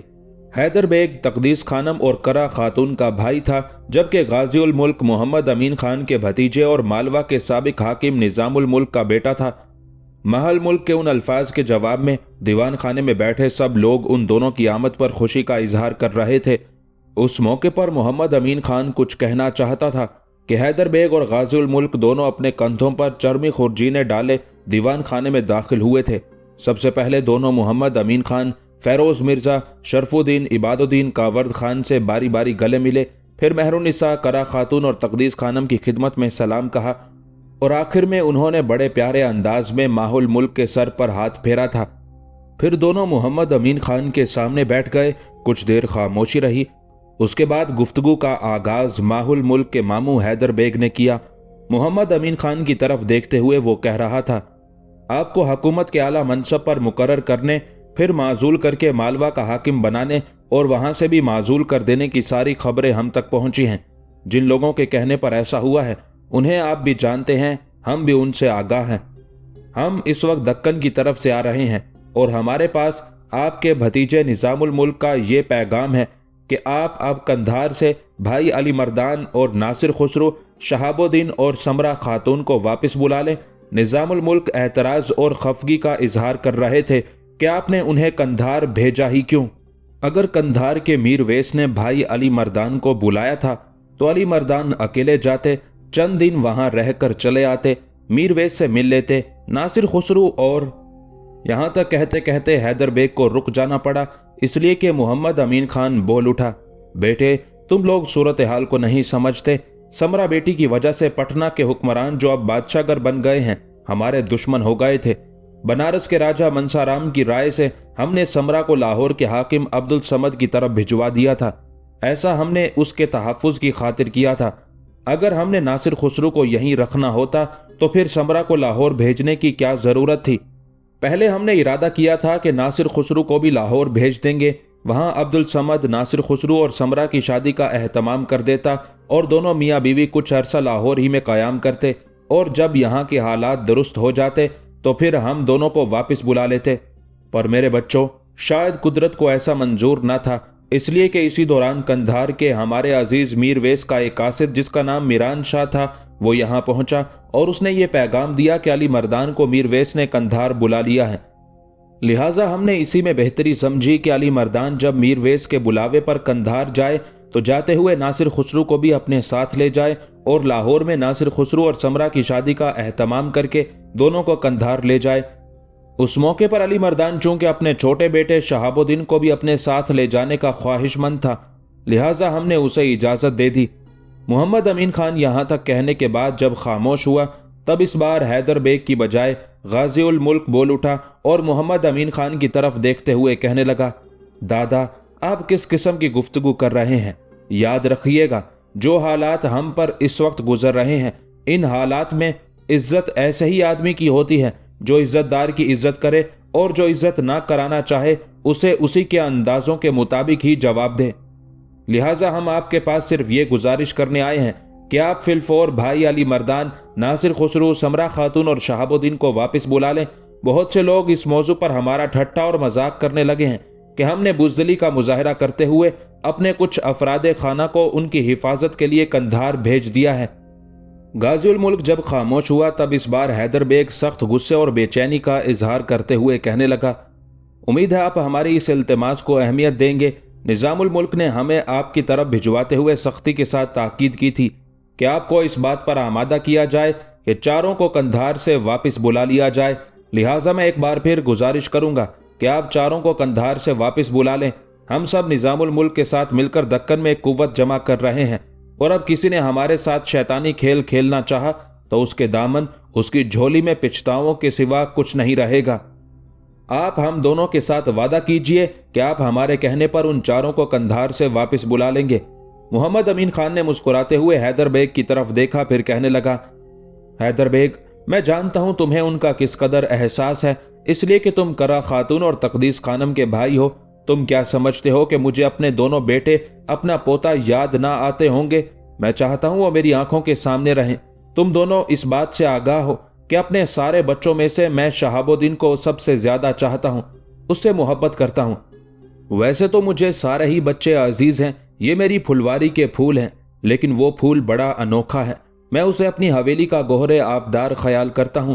याद रखना, जवान होकर वो बड़ा बेमिसल तेगजन, बड़ा बेनजीर मुजाहिद साबित होगा, और मेरा दिल कहता है कि अपने कारनामों से इस खानदान का नाम जरूर रोशन रखेगा। यहां तक कहने के बाद अमीन खान रुका, फिर खदशात का इजहार करते हुए कहने लगा, गाजी उल मुल्क और हैदर बेग मेरे दोनों बच्चों, कहने को तो तुमने कह दिया है कि मैं उन चारों को वापस बुला लूं, लेकिन कहीं। यहां तक कहते कहते मोहम्मद अमीन खान को रुक जाना पड़ा, इसलिए कि हैदर बेग बोल उठा था, दादा, आप किस किस्म की गुफ्तगू करते हैं? क्या हम चर्बी के बने हुए इंसान हैं कि कोई हमें अपनी धौंस धमकी की हिद्दत से पिघला कर रख देगा? क्या हमारे दुश्मन लोहे और पत्थर के बने हुए हैं कि हमारी तलवारें उनके सामने कुंद हो चुकी हैं? आप जरा उन चारों को कंधार से दहली बुलाकर देखिए। मैं आपके सामने आज कसम खाता हूं कि अगर हमारे खानदान में से किसी को भी उन्होंने नुकसान पहुंचाने की कोशिश की तो मैं इन बादशाह घरों से इंतकाम लेने वाला पहला शख्स होऊंगा। अगर इन दोनों की वजह से हम पर कोई उफ्ताद नाजिल हुई तो दादा, हैदर बेग अपनी जान कुर्बान कर देगा, लेकिन इंतकाम लेने से टलेगा नहीं। जरा आप इन चारों को वापस तो बुला कर देखिएगा, और अगर आपने इन्हें वापस ना बुलाया तो फिर हमारे दुश्मन मजीद हम पर चढ़ दौड़ेंगे। इस तरह इन चार के बाद आपको अपने अहले खाना में से मजीद को कंधार भेजना पड़ेगा, और जरा ये भी सोचें कि यह सिलसिला आखिर कब तक जारी रहेगा। हैदर बेग जब खामोश हुआ तब मोहम्मद अमीन खान मुस्कुराते हुए कहने लगा, अच्छा बच्चों, नाराज ना हो। अगर तुम दोनों की यही ख्वाहिश है और निजामुल मुल्क भी यही चाहता है, और निजामुल मुल्क ने अगर दक्कन में अपनी ताकत और कुव्वत में इजाफा भी करना शुरू कर दिया है, तो फिर मुतमईन रहो, मैं जल्द एक कासिद कंधार की तरफ रवाना करूंगा और उन चारों को दहली बुला लूंगा। तुम दोनों ने ना कुछ खाया है ना पिया है, आते ही इस मौजू पर गुफ्तगू शुरू कर दी है। अमीन खान ने माहुल मुल्क की तरफ देखा और कहने लगा, बेटी, तुम्हारा मामू और चचा आए हैं, इनके खाने का एहतमाम करो। माहुल मुल्क बाहर निकलने लगी थी कि हैदर बेग ने उसे पकड़कर अपने पास बिठा लिया, फिर बड़ी मोहब्बत से उसे कहने लगा, माहुल मुल्क, मैं और गाजुल मुल्क रास्ते में दोपहर का खाना खा कर आए हैं। बस मेरी बेटी, आराम से अपने मामू के पास बैठो, इसमें ही हमारी खुशी है। खाना अब शाम को इकट्ठे ही खाएंगे। जवाब में माहुल मुल्क चुपचाप अपने मामू हैदर बेग के पास बैठ गई थी। फिर सब मिलकर दहली के तशवीशनाक हालात पर गुफ्तगू करने लगे थे। फर्रुखसियर के कत्ल के वक्त उसकी बीवी, जो जोधपुर के राजा अजीत सिंह की बेटी थी और शादी के बाद उसका नाम गोहर आरा रख दिया था, उसने अपनी जान बचाने के लिए शाही कसर से भागकर मोहम्मद अमीन खान के अहले खाना के पास पनाह ली थी। हसन अली और हुसैन अली के आदमी दनदनाते फिरते थे, कोई भी उन्हें पूछने वाला ना था, इसलिए कि ताकत, कुव्वत और ममलुकत की बागडोर उनके हाथ में थी। बड़े बड़े शुराफा, बड़े बड़े जांबाज किस्म के उमारा उनकी कत्लो गारतगरी से सहम कर अपने घरों में दुबक गए थे। दोनों बादशाहगर बन गए थे। फर्रुखसियर का खात्मा करने के बाद उन्होंने रफ़ीउद दराजात को तख्त नशीन तो कर दिया था। वो उस वक्त 20 साल की उम्र का था, मगर एक ज़हीन और इंतहाई दानिशमंद इंसान था। अगर उसे काम करने का मौका फराहम किया जाता तो वो यकीनन सल्तनत की फलाह और बहबूद के लिए बेहतरीन काम करता। लेकिन हसन अली और हुसैन अली ने उसे तख्त नशीन तो कर दिया, लेकिन एक पल के लिए भी अपनी मर्जी के मुताबिक नज़्मो नस्क चलाने की मोहलत ना दी।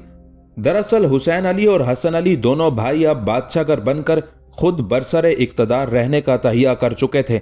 इसी दौरान हसन अली और हुसैन अली दोनों के लिए आगरा में हालात कुछ खराब होना शुरू हो गए, इसलिए कि वहां के तोप खाने में काम करने वाले सारे लश्कर ने एक बाअसर हिंदू के उकसाने पर रफ़ीउद दराजात को बादशाह तस्लीम करने से इनकार कर दिया, और उन्होंने औरंगजेब आलमगीर के बड़े बेटे अकबर के लड़के नेकोसियर की तख्त नशीनी का ऐलान कर दिया।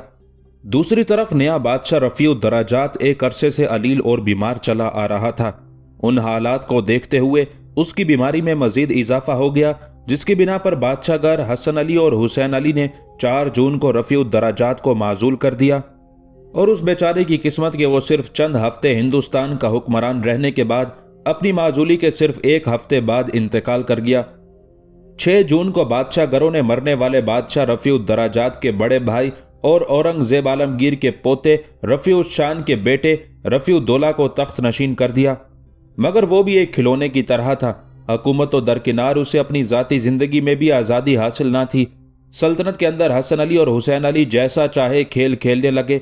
उनके पास ताकत और कुव्वत थी और कोई उनके सामने आने की जुर्रत और हिम्मत नहीं कर सकता था। इसी दौरान मरने वाले बादशाह फर्रुख सियर के मामू इनायतुल्लाह ने दोनों बादशाहगर भाइयों का खात्मा करने की कोशिश की, लेकिन मुखबिरों ने पहले ही उस साजिश का इंकशाफ कर दिया जिस पर बादशाहगरों ने फर्रुख सियर के मामू इनायतुल्लाह को गिरफ्तार करके ठिकाने लगा दिया। अब बादशाहगर भाइयों ने आगरा की तरफ तवज्जो दी, इसलिए कि आगरा में जो उस वक्त लश्कर मौजूद था उसने औरंगजेब के पोते नेको सियर को अपना बादशाह बना लिया था। बादशाहगरों ने फिर आपस में मशवरा किया और ये तय पाया कि हसन अली एक लश्कर लेकर आगरा का रुख करे और वहां उठने वाली बगावत और नए शहनशाह नेको सियर का खात्मा कर दे। हुसैन अली एक लश्कर लेकर दहली से बड़ी बर्क रफ्तारी के साथ आगरा की तरफ गया। आगरा का उसने मुहासरा कर लिया। आगरा में कोई इतना बड़ा लश्कर ना था जो दहली के लश्कर का मुकाबला करता। हुसैन अली ने आगरा का मुहासरा करने के बाद चंद ही दिनों में आगरा को अपने सामने जेर कर लिया। नए बादशाह नेको सियर को गिरफ्तार कर लिया।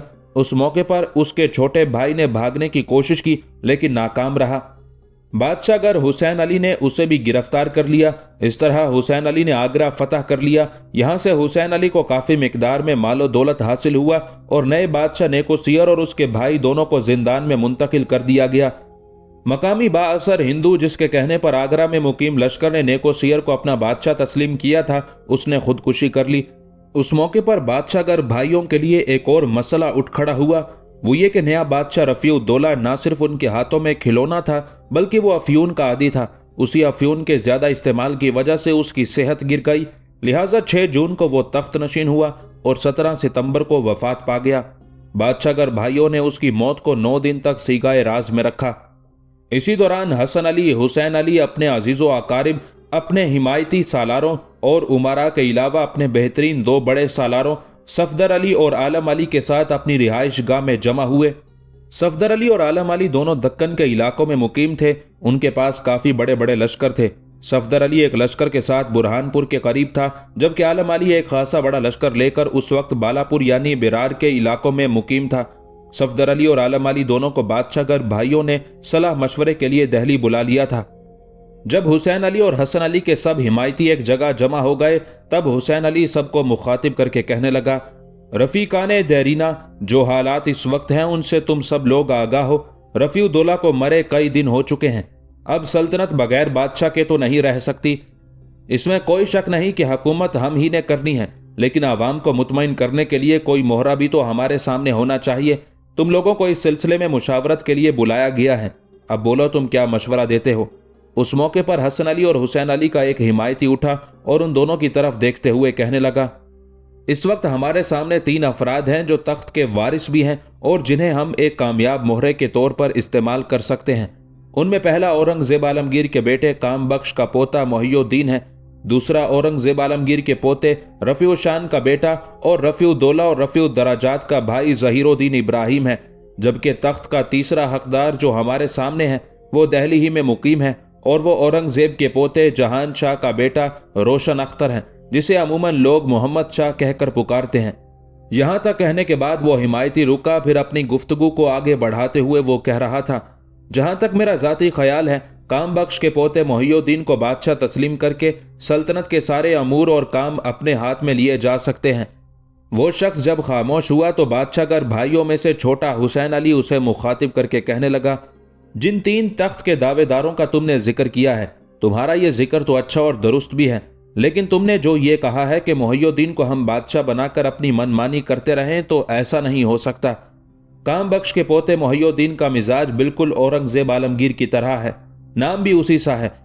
एक बात याद रखना, अगर इस मौके पर हमने मोहिउद्दीन को बादशाह बना लिया तो फिर वो इस मिजाज का शख्स है कि हमारे हाथों खिलौना बनने की बजाय वो शख्स मौत को तरजीह देगा। लिहाजा फिलहाल उन 3 में से मोहिउद्दीन का नाम निकाल दो, बाकी 2 रहते हैं, एक ज़हीरुद्दीन इब्राहिम, दूसरा रोशन अख्तर मोहम्मद शाह। इन दोनों में से ज़हीरुद्दीन इब्राहिम भी हमारे काम का आदमी नहीं है। याद रखना, अगर हमने उसे तख्त नशीन करवा दिया तो ये जो हम मनमानियां करते फिरते हैं, लोग हमें जो बादशाहगर कहने लगे हैं, तो ना ये मनमानियां रहेंगी, ना कोई बादशाहगरी रहेगी।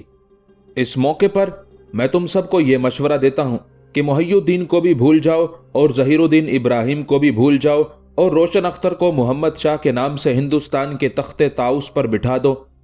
यहां तक कहने के बाद छोटा बादशाहगर हुसैन अली रुका, फिर अपने जमा होने वाले लोगों को मुखातिब करते हुए कह रहा था, अजीज साथियों, ज़हीरुद्दीन इब्राहिम की बजाय मोहम्मद शाह हमारे हक में बेहतर रहेगा। मोहम्मद शाह ने इन दिनों अपनी दादी मेहर परवर के यहाँ कयाम किया हुआ है, इसलिए कि उसका बाप तो मारा जा चुका है, कोई भाई उसका है नहीं, माँ भी मारी जा चुकी है, आज जाके दादी ही है जिसने उसकी देखभाल और परवरिश की है। जहां तक उसकी दादी मेहर परवर का ताल्लुक है तो वो बड़ी अक्लमंद, साहिब बसीरत और दूरंदेश खातून है। अब तक हमारी वजह से जो हालात पैदा हुए हैं उनसे मेहर परवर ने भी अंदाजा लगा लिया है कि हमारी इजाजत के बगैर कोई हिंदुस्तान का बादशाह बन ही नहीं सकता। इसी बिना पर हम दूर और नजदीक सब शहरों में बादशाहगर के नाम से पुकारे जाते हैं।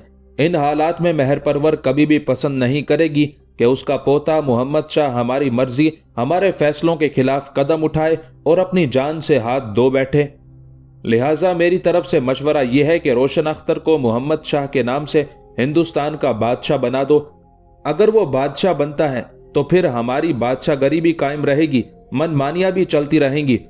और साथ ही अपने दिल के किरतास पर यह भी लिख लो कि जब हम बादशाहगर रहेंगे, मनमानियां भी करते रहेंगे, तो तुम लोगों की हर ख्वाहिश, हर हिर्स व हवस की भी तकमील होती रहेगी। अब बोलो, इस सिलसिले में तुम क्या कहते हो? छोटे बादशाहगर हुसैन अली की उस तजवीज़ से उसके बड़े भाई के अलावा दूसरे सब लोगों ने भी इत्तेफाक किया। लिहाजा हिंदुस्तान के तख्त व ताज का मालिक मोहम्मद शाह को बनाते हुए उसे शाहजहां के तख्ते ताउस पर बिठा दिया गया था। अली मर्दान, उसका नौजवान बेटा शहाबुद्दीन, भाई नासिर खुसरू और नासिर खुसरू की बीवी समरा कंधार से दिल्ली की तरफ जाते हुए एक रोज दरियाए चनाब को अबूर करने के बाद मारूफ तारीखी शहर सोदरा के करीब आए। तब 7 सवार उनकी राह रोक खड़े हुए थे। राह रोकने वाले पूरी तरह मुसल्ला थे और राह रोकने के साथ ही उन्होंने अपनी तलवारें और ढालें भी संभाल ली थी। ये सूरत हाल देखते हुए अली मर्दान, उसके बेटे शहाबुद्दीन और भाई नासिर खुसरू ने भी अपनी तलवारों और ढालों पर अपनी गिरफ्त कर ली थी। फिर अली मर्दान अपने भाई नासिर खुसरू और बेटे शहाबुद्दीन को मुखातिब करते हुए कहने लगा, अजीजों, ये लोग जो हमारी राह रोक चुके हैं, इनमें से 2 को मैं भी पहचान चुका हूं। एक का नाम मंसूर अली है, ये पटना के हसन अली और हुसैन अली के रिश्तेदारों में से जो सफदर अली है उसका भाई है। दूसरे का नाम सुल्तान अली है और ये उस आलम अली का भाई है जो इन दिनों दक्कन में एक लश्कर की कमानदारी कर रहा है और ये भी पटना के हुसैन अली और हसन अली का करीबी रिश्तेदार है। याद रखना, ये सब कुछ सोची समझी तदबीर के तहत किया जा रहा है। लिहाजा मेरे अजीजों, आज जान हथेली पर रखकर ना सिर्फ अपने आप का दिफा करना है बल्कि हमने समरा को भी बचाना है। यहां तक कहते कहते अली मर्दान को रुक जाना पड़ा, इसलिए कि जिन लोगों ने राह रोकी थी उनमें से अली मर्दान को मुखातिब करके कहने लगा, अली मर्दान, यहां दरियाए चनाब के करीब तुम्हारी, तुम्हारे बेटे, तुम्हारे भाई और भाई की बीवी की जिंदगी की जिद्दोजहद और कोशिश तमाम हुई। ये सरजमीन तुम चारों का कब्रिस्तान बनेगी। राह रोकने वाला वो मुसल्ला जवान जब खामोश हुआ तब अली मर्दान बड़ी जुर्रतमंदी का इजहार करते हुए कहने लगा, राह रोकने वालों, हम तुम्हें पहचान चुके हैं कि तुम कौन हो। एक बात याद रखना, आज अगर हमारे गिरेबान चाक करोगे तो लैलो निहार की करवटों में कोई तुम्हें भी खून में नहला कर रख देगा। आज हमारे लिए दारो रसन की दास्तानों का एहतमाम करोगे तो याद रखना, सजा व जजा का अमल और मौतो हयात की कशमकश एक दिन तुम्हें भी ऐसा ही भयानक किस्सा बनाकर रख देगी। राह रोकने वालों में से जिन 2 के नाम अली मर्दान ने मंसूर अली और सुल्तान अली बताए थे, उन्होंने अपने दीगर साथियों को मखसूस इशारा किया और ये इशारा पाते ही वो सब नाबूद और महरूम कर देने वाली वहशत की तरह अली मर्दान, नासिर खुसरू और शहाबुद्दीन पर हमलावर हो गए थे। तीनों कुछ देर तक उन हमलावरों का डटकर मुकाबला करते रहे। इस दौरान राह रोकने वालों में से अचानक एक अलहदा हुआ, समरा की तरफ बढ़ा, उस पर तलवार बरसाई और उसे काट कर रख दिया। उस सूरत हाल को शायद अली मर्दान के जवां साल फर्जंद शहाबुद्दीन ने देख लिया था। बर्क के कोंदे की तरह वो पलटा और जिसने समरा को हलाक किया था ऐसे अंदाज में उस पर तलवार गिराई कि उसकी तलवार उसके शाने से नीचे तक उसके जिस्म को काटती चली गई। اس کے بعد دوبارہ وہ اپنے اور اپنے چچا کے ساتھ مل کر حملاوروں کا مقابلہ کرتے ہوئے دفاع کرنے لگا تھا۔ اس دوران علی مردان نے اچانک حملاوروں میں سے ایک کو چکما دیا اور اس کا کام تمام کر کے رکھ دیا۔ جب وہ چیخ مارتے ہوئے گرا تو اس کے ساتھیوں میں سے کچھ مرنے والے کی طرف متوجہ ہوئے تھے، جس سے شہاب الدین نے فائدہ اٹھایا۔ جواں سال شاہین کی طرح حرکت میں آیا، لپکا اور پلک جھپکنے میں 2 حملاوروں کو اس نے موت کے گھاٹ اتار دیا تھا۔ پرین اسی وقت راہ روکنے والوں میں سے 2 ناصر خسرو کی طرف بڑھے تھے۔ ان میں سے ایک نے اپنی تلوار کا چکما دے کر ناصر خسرو کا کام تمام کر دیا۔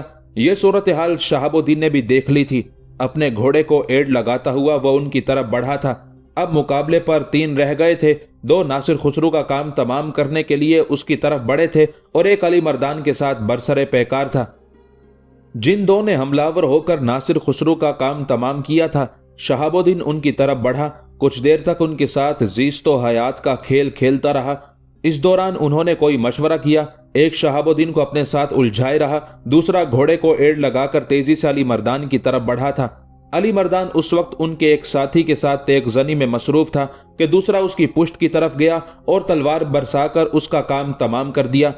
اتنی دیر تک شہاب الدین نے بھی اپنے سے ٹکرانے والے کو موت کی گہری نیند سلا دیا تھا۔ اب 2 دشمنوں کے سامنے شہاب الدین اکیلا تھا، اور 2 دشمن وہ تھے جن کے نام اس کے باپ نے منصور علی اور سلطان علی کہے تھے۔ دونوں اپنے گھوڑوں کو شہاب الدین کے قریب لائے، پھر جس کا نام منصور علی تھا وہ کھا جانے والے انداز میں شہاب الدین کی طرف دیکھتے ہوئے کہنے لگا، ذرا اس میدان کو دیکھ، تجھے اپنے باپ، اپنے چچا اور اس کی بیوی کی لاش خون میں لت پت دکھائی دے گی۔ اس میدان میں یہی انجام تمہارا بھی ہوگا۔ تم لوگوں نے پٹنہ والوں سے دشمنی مول لی تھی اور پٹنہ والے تمہیں وہاں پہنچائیں گے جہاں سے واپسی کے سارے ہی راستے بند ہو جاتے ہیں۔ جواب میں شہاب الدین نے انتہائی غصے اور کرب میں اپنے سامنے اپنی تلوار لہرائی اور کھولتے لہجے میں انہیں مخاطب کیا، شیطان کے گماشتو، زندگی اور موت میرے اللہ کے ہاتھ میں ہے۔ ذرا مجھ سے ٹکرا کر دیکھو، مجھے اپنے سامنے خامکار اور نوجوان نہ سمجھنا۔ جب ٹکراؤ گے تو ایسی پختہ کاری کا مظاہرہ کروں گا کہ سر سے لے کر پاؤں تک ارک ارک ہو کر رہ جاؤ گے۔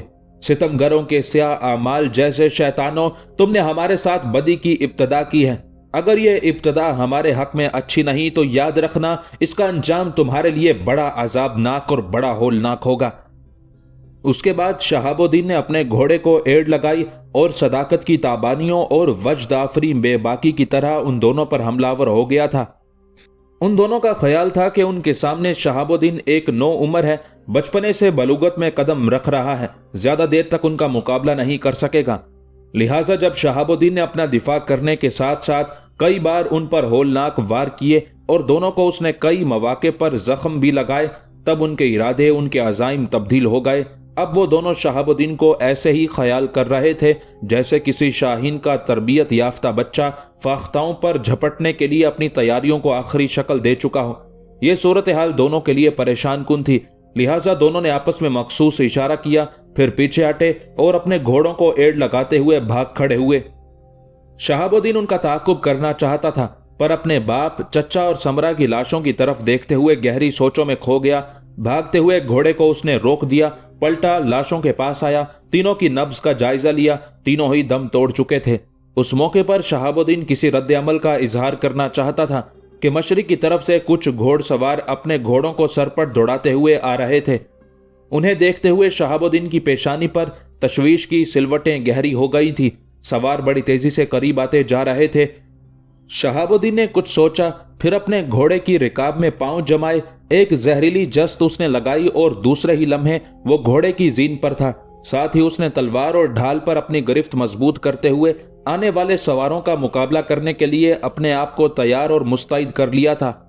مشرق کی طرف سے آنے والے وہ چاروں سوار جب قریب آئے تب شہاب الدین کی پیشانی پر جو تشویش کی سلوٹیں پڑی تھیں جاتی رہی تھیں۔ آسودہ اور پرسکون ہو گیا تھا، شاید آنے والوں میں سے کسی کو وہ پہچان گیا تھا۔ چاروں سوار قریب آ کر اپنے گھوڑوں سے اترے، ان کی طرف دیکھتے ہوئے شہاب الدین بھی اپنے گھوڑے سے اتر گیا تھا۔ آنے والے چاروں بڑی تشویش سے علی مردان، ناصر خسرو اور سمرا کی لاشوں کو دیکھنے لگے تھے۔ تب وہ اداس اور افسردہ ہو گئے تھے۔ پھر ان میں سے ایک جو کسی قدر پکی عمر کا تھا شہاب الدین کی طرف دیکھتے ہوئے کہنے لگا، بیٹے اگر میں غلطی پر نہیں تو شہاب الدین ہے، علی مردان کا چھوٹا بیٹا۔ شہاب الدین سنجیدہ تھا، उसे मुखातिब करके कहने लगा, मैं आपको पहचान चुका हूं, इसी बिना पर मैं अपने घोड़े से उतर गया हूं। चारों इत्मीनान का इजहार करते हुए आगे बढ़े। शहाबुद्दीन से बारी बारी गले मिले। फिर वही जिसने शहाबुद्दीन को पहचाना था, शहाबुद्दीन को मुखातिब करके कहने लगा, बेटे, मेरे साथियों ने तुम्हें इसलिए नहीं पहचाना कि जब तुम दिल्ली से कंधार की तरफ गए थे तो तुम बच्चे थे। अब तुम कई साल बाद वापस आ रहे हो तो बचपने से निकलकर बलूगत की हदूद में दाखिल हो रहे हो, इस बिना पर तुम्हें पहचान ना सके। बेटे, हमें अफसोस है हम देर से पहुंचे। दरअसल ये सारी साजिश हसन अली और हुसैन अली की है। उनको न जाने कैसे खबर हो गई कि तुम्हारे दादा ने तुम लोगों को वापस बुला लिया है, लिहाजा उन्होंने कुछ आदमी मुकर्रर किए ताकि रास्ते ही में तुम चारों का खात्मा कर दे। तुम्हारे दादा के हिमायतियों ने उसकी इत्तला तुम्हारे दादा को की और उन्होंने फिलफौर तुम लोगों की हिफाजत के लिए हम चारों को भेजा। पर अफसोस जिस काम के लिए हमें भेजा गया उसे हम अदा ना कर सके और दुश्मन के आदमी अपना काम तमाम करके चलते बने। वो शख्स जब खामोश हुआ तब शहाबुद्दीन कहने लगा, राह रोकने वाले साथ थे। मेरे अब्बा ने उनमें से दो को पहचान लिया था। उनके नाम मंसूर अली और सुल्तान अली हैं और अब्बा ने कहा था कि वो पटना के हुक्मरान दोनों भाइयों के दो बेहतरीन सालारों सफदर अली और आलम अली के भाई हैं। 5 तो हमारे हाथों मारे गए, लेकिन मंसूर अली और सुल्तान अली भागने में कामयाब हो गए हैं। मैं उनका ताकुब करना चाहता था, पर मैं अपने बाप, अपनी चच्ची और चचा की लाशें भी इस तरह वीरानों में नहीं छोड़ सकता था। इस बिना पर मैंने ताकुब नहीं किया, सो वो भागने में कामयाब हो गए, लेकिन मैं उन्हें छोड़ूंगा नहीं। यहां तक कहने के बाद शहाबुद्दीन रुका, फिर बेपनाह गुस्से का इजहार करते हुए वो कह रहा था, हिंदुस्तान की सरजमीन में वो कहीं भी चले जाएं, जमीन की तह के अंदर भी उतर जाएं, तो मैं अपने इंतकाम की प्यास बुझाने के लिए उन्हें वहां से निकालूंगा जरूर। जिस तरह उन्होंने मेरे बाप, मेरे चचा, मेरी चच्ची को खून आलूद किया है, ऐसे ही मैं उन्हें और उनकी नस्लों तक को खून में नहला कर रख दूंगा। शहाबुद्दीन यहां तक कहने के बाद रुक गया, कुछ सोचा, फिर आने वाले उन चारों को मुखातिब करके कहने लगा, मैं अब दिल्ली अपने घर नहीं जाऊंगा।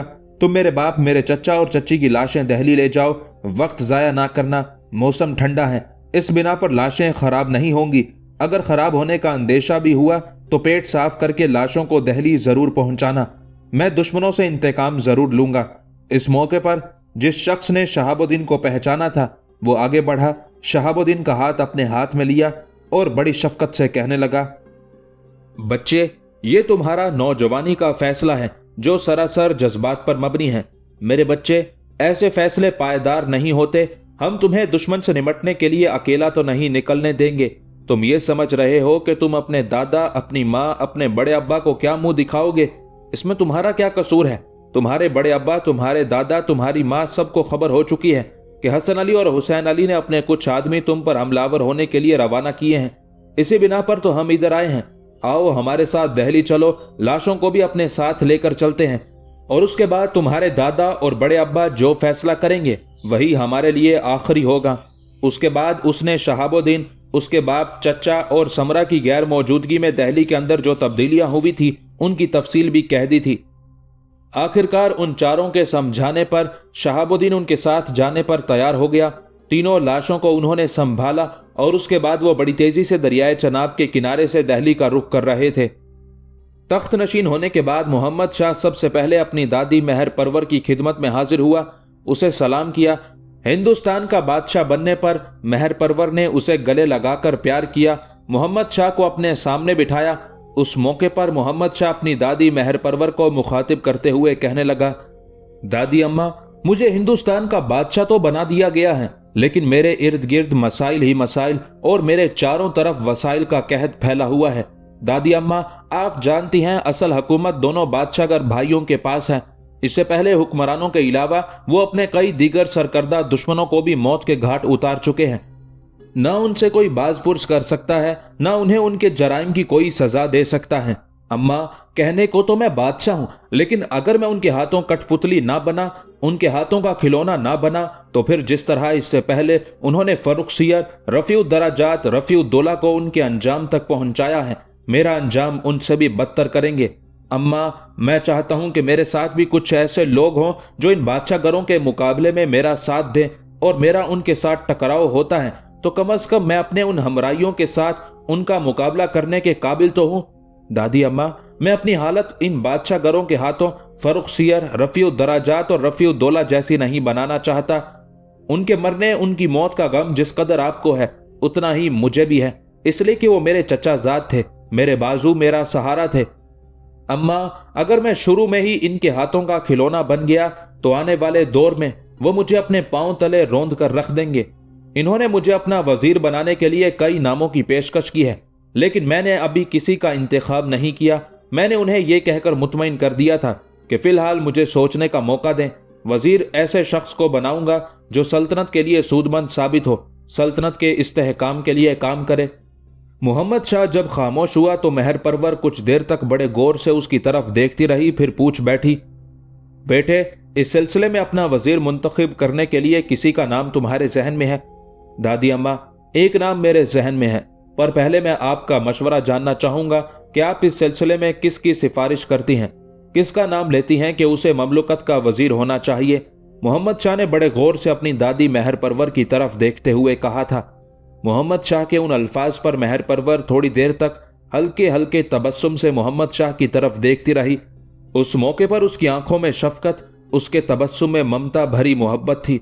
फिर मोहम्मद शाह की समात से उसकी आवाज टकराई थी, मोहम्मद शाह, मेरे बच्चे, इस मौके पर मेरे जहन में भी एक नाम है, लेकिन पहले मैं चाहूंगी कि तुम उस शख्स का नाम कहो जिसे तुम वजीर मुंतखब करना चाहते हो। उसके बाद मैं वो नाम कहूंगी जो इस वक्त मेरे जहन में है। मोहम्मद शाह ने हाथ आगे बढ़ाकर मेहर परवर के दोनों घुटने पकड़े, फिर अपना सर उसकी गोद में रख दिया। कहने लगा, दादी अम्मा, आप कैसी बात करती हैं? पहले आपका नाम, उसके बाद मैं कहूंगा कि मैं किसे वजीर बनाना चाहता हूं। मेहर परवर कुछ देर तक अपनी गोद में रखे मोहम्मद शाह के सर पर हाथ फेरती रही, फिर बड़ी मोहब्बत में कहने लगी, अच्छा ये बात है तो उठ, कागज और कलम दवात लेकर आओ। लम्हा भर के लिए मोहम्मद शाह ने जुस्तजू भरे अंदाज में मेहर परवर की तरफ देखा, फिर जस्त लगाने के अंदाज में उठ खड़ा हुआ, तेजी से एक तरफ गया। एक कागज और कलम दवात लाकर मेहर परवर के सामने रख दिए थे।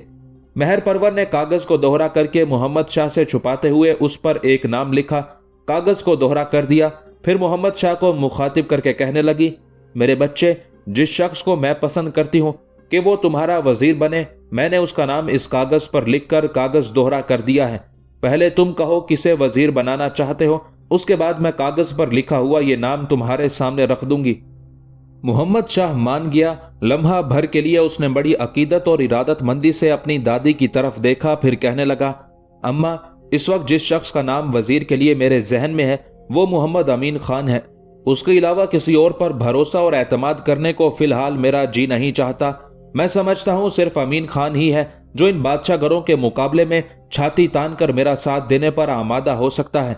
इसके अलावा मैं कुछ और मामलात तय करने के बाद इस मौजू पर आपसे गुफ्तगू करने आया हूं। आप जानती हैं मोहम्मद अमीन खान का भतीजा निजामुल मुल्क इन दिनों दक्कन के जनूबी इलाके में मुकीम है। वो आहिस्ता आहिस्ता अपनी ताकत और कुव्वत में इजाफा करता जा रहा है। आप ये भी जानती हैं कि मोहम्मद अमीन खान की बादशाह गरों के साथ अदावत चल रही है, लिहाजा अगर मोहम्मद अमीन खान बादशाह गरों के खिलाफ है तो उसका भतीजा निजामुल मुल्क भी यकीनन उनके खिलाफ है। निजामुल मुल्क ने अपने कासिद के जरिए दक्कन से मेरी तरफ पैगाम भिजवाया है कि अगर मैं बादशाह बन गया हूं तो बादशाह गरों के सामने दबकर ना रहूं, अपनी मर्जी, अपनी मंशा के मुताबिक फैसले करूं और काम करूं जो सल्तनत के लिए बेहतर हो। वो काम ना करो जिनमें इन बादशाह गरों की खुशनुदी और खुदावंदे कुद्दूस की नाराजगी हो। निजामुल मुल्क ने मुझे ये भी पैगाम भिजवाया है कि उसने दक्कन में एक ताकत और कुव्वत जमा कर ली है। अगर इस मौके पर बादशाह गरों ने कोई गलत कदम उठाने की कोशिश की या उनके हिमायतियों ने किसी भी इलाके में मेरे लिए मसाइल खड़े करने की कोशिश की तो निजामुल मुल्क अपना लश्कर लेकर मेरे हक में उठ खड़ा होगा।